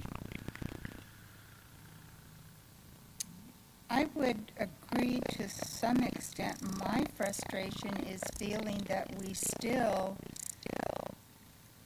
don't have enough time to fully explore the basis for the opinions that each one of us hold or have developed. That here on the dais is the only time we get to discuss, and in the interest of time and boring the rest of the world, we don't get into being able to tell each other, you know, well, I feel this way, or I understand that because of my experience with X in the classroom process, the teaching process, the development process. Because we have, well, 4 of us have a lot of experience in either being in a classroom or in a school environment for years. And that gives you a perspective that's far different than someone who hasn't served that role, whether it's a parent or, you know, it just, there's a difference in how you grow to understand why things are done in certain ways. And unless you've been there in the trenches doing it for a long period of time, and can spend that same amount of time getting up to speed on how that happens, it's difficult. That's been my frustration. I think a counterpoint, if I may, Madam President, would be that this should be a job that should be open to anyone in the community who could do a good job representing the community, you know, and if you had too much of a focus, and I don't know how relevant these comments are to this agenda item, but I think the school board should be something that's approachable for the person who would do the best job at it, you know, and it could be that what you described as being a lot of experience that's so helpful and you understanding the job and everything we're doing and all that could also have, you know, some baggage along with it. Maybe a school board could be too insular. You know, it could be not reflective enough of the community. You know, what if there was some, you know, orthopedic surgeon or something like that who thought about running for school board, but then looked at the board governance handbook and the schedule of, you know, retreats that they had to go to and the CSBA conferences and so forth, and just realized, you know, I don't have time for this, you know. Now maybe you would say that an orthopedic surgeon's doesn't belong here, but I would say that maybe they do. I would be pretty upset if somebody didn't want to put in at least a little bit of effort to expand their understanding of the school system, especially if they're coming in from a very limited understanding of how the school system runs. I don't know if maybe I didn't clarify this point well enough, but so section 3, number 3, recognizes and respects differences of perspective and style. That doesn't mean that we all agree or that we're all friendly or anything like that. Those words recognizes, so I see you, I hear you, and I respect you for those thoughts and opinions. I'm not going to be a not nice person to you because I see you and I hear you. We can have a difference of opinion, and I still respect you for that. Like that's what this is all. That's what this is saying. That's a C minus. 3.6 is 72%. And then the other one after that, that's a 3.8. So C acts with dignity and understands the implications of demeanor and behavior. The fact that any of us, I'm sure I scored myself a little bit lower than a 5 on that, just being real, because we do get heated, and I don't always feel like there's an aspect of dignity, even when, we're trying to make a very important point. But the fact that we would score ourselves below a 4, maybe, and I honestly don't remember how, I'd have to go back and look at where I even put myself. But that acts with dignity, like we really think about that. Like, how does that look? We can be respectful and have dignity, but also still make our points and make them poignantly without being disrespectful or acting, out of line. So those are just the two that I was looking at this list of things. And I think that if somebody wants to join the school board, they really do need to know what they're getting into and be willing to be part of a cohesive team that brings different perspectives and opinions and experiences to the board and works as a group, because we aren't individuals. We don't make individual decisions. We really do need to understand where everybody's coming from. And I've had the opportunity to get to know a few of you just because we've had our workshop meetings and a couple of professional developments, and it does make a difference in the perspective and understanding where we're coming from. I have biased opinions about you because I don't know enough about you, and I hate I'm going to admit that because you're a farmer, so I'm going to have some biased opinions. That doesn't mean I don't respect you, but I would like to get to know your understanding and thought processes and your kind of the way that you operate, because I think that it would help me understand when you bring something of concern to the table or your piece that helps that perspective. It just is a good healthy process to have that sort of more of a personal understanding of each other. Not that we have to be best friends, but just that it helps to know, oh, you, like when I told you that I'm from Chester, I'm from this small town, I grew up in a very tiny school, that gives you a little bit more perspective about me and my background. I think that helps know where I'm coming from sometimes. That's all I think what we're kind of addressing here. Yeah, I totally value that and think it's kind of essential, in the vein of collegiality and just discovering and establishing that we do have common things in common. So I'm just going to jump in here and say I do think this board unfortunately did not get the advantage of being able to go together to the CSBA workshop that other boards have had the opportunity to do, because it does give you a common base of knowledge that you all come from, and it also gives you time to have dinner together, have a beverage together, and really get to know each other. So saying that, I really hope each of you do consider going to the CSBA workshop in December this year. I know you've received some information about it, but it does allow many of the things I've heard you talk about tonight. So sounds like we have a plan moving forward to get input on the items at least that were a 3 or below, and the opportunity for future discussions on those. And then again, I do think it would be wonderful for this board to have that opportunity to have some time away and really get to know each other in a different setting.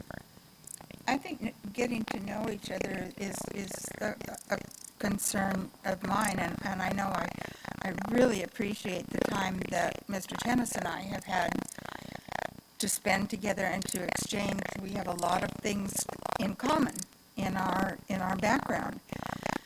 one of the things that is a frustration for me is when I hear input from parents that assume that I've reached a decision on something because of X input or whatever, when that's not at all the case.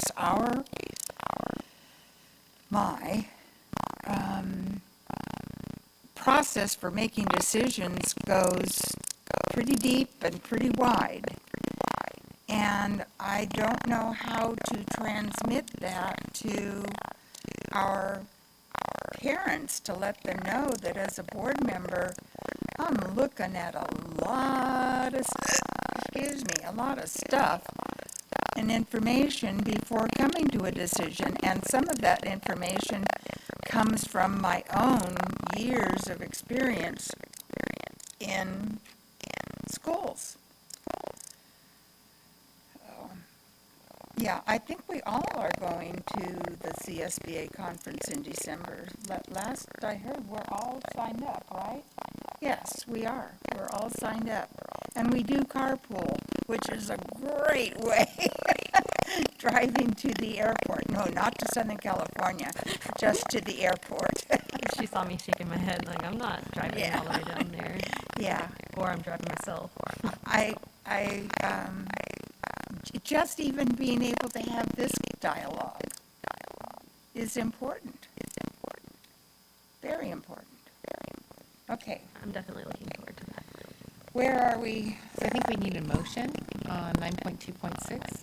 And do we actually though? Can we, aren't we just tabling it until we can review it? We need a motion to table, or we need a motion to approve? We need a motion to table to a time certain, which is the superintendent's evaluation input process. Do I have a motion? Okay, Dr. Kaiser moved. Is there a second to tabling to time certain? Yeah, I'll second. Okay, Caitlin, second. All those in favor? Aye. Thank you. It's unanimous. Thank you, board. Okay, we should next be in, Items from the floor? We have none? Yes.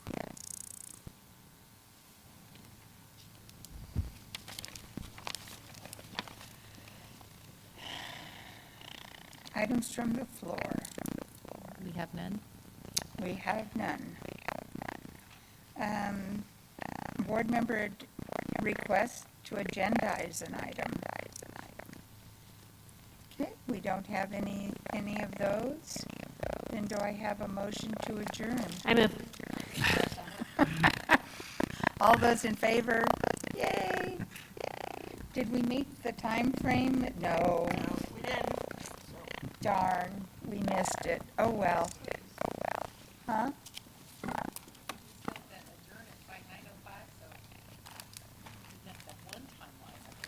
Oh.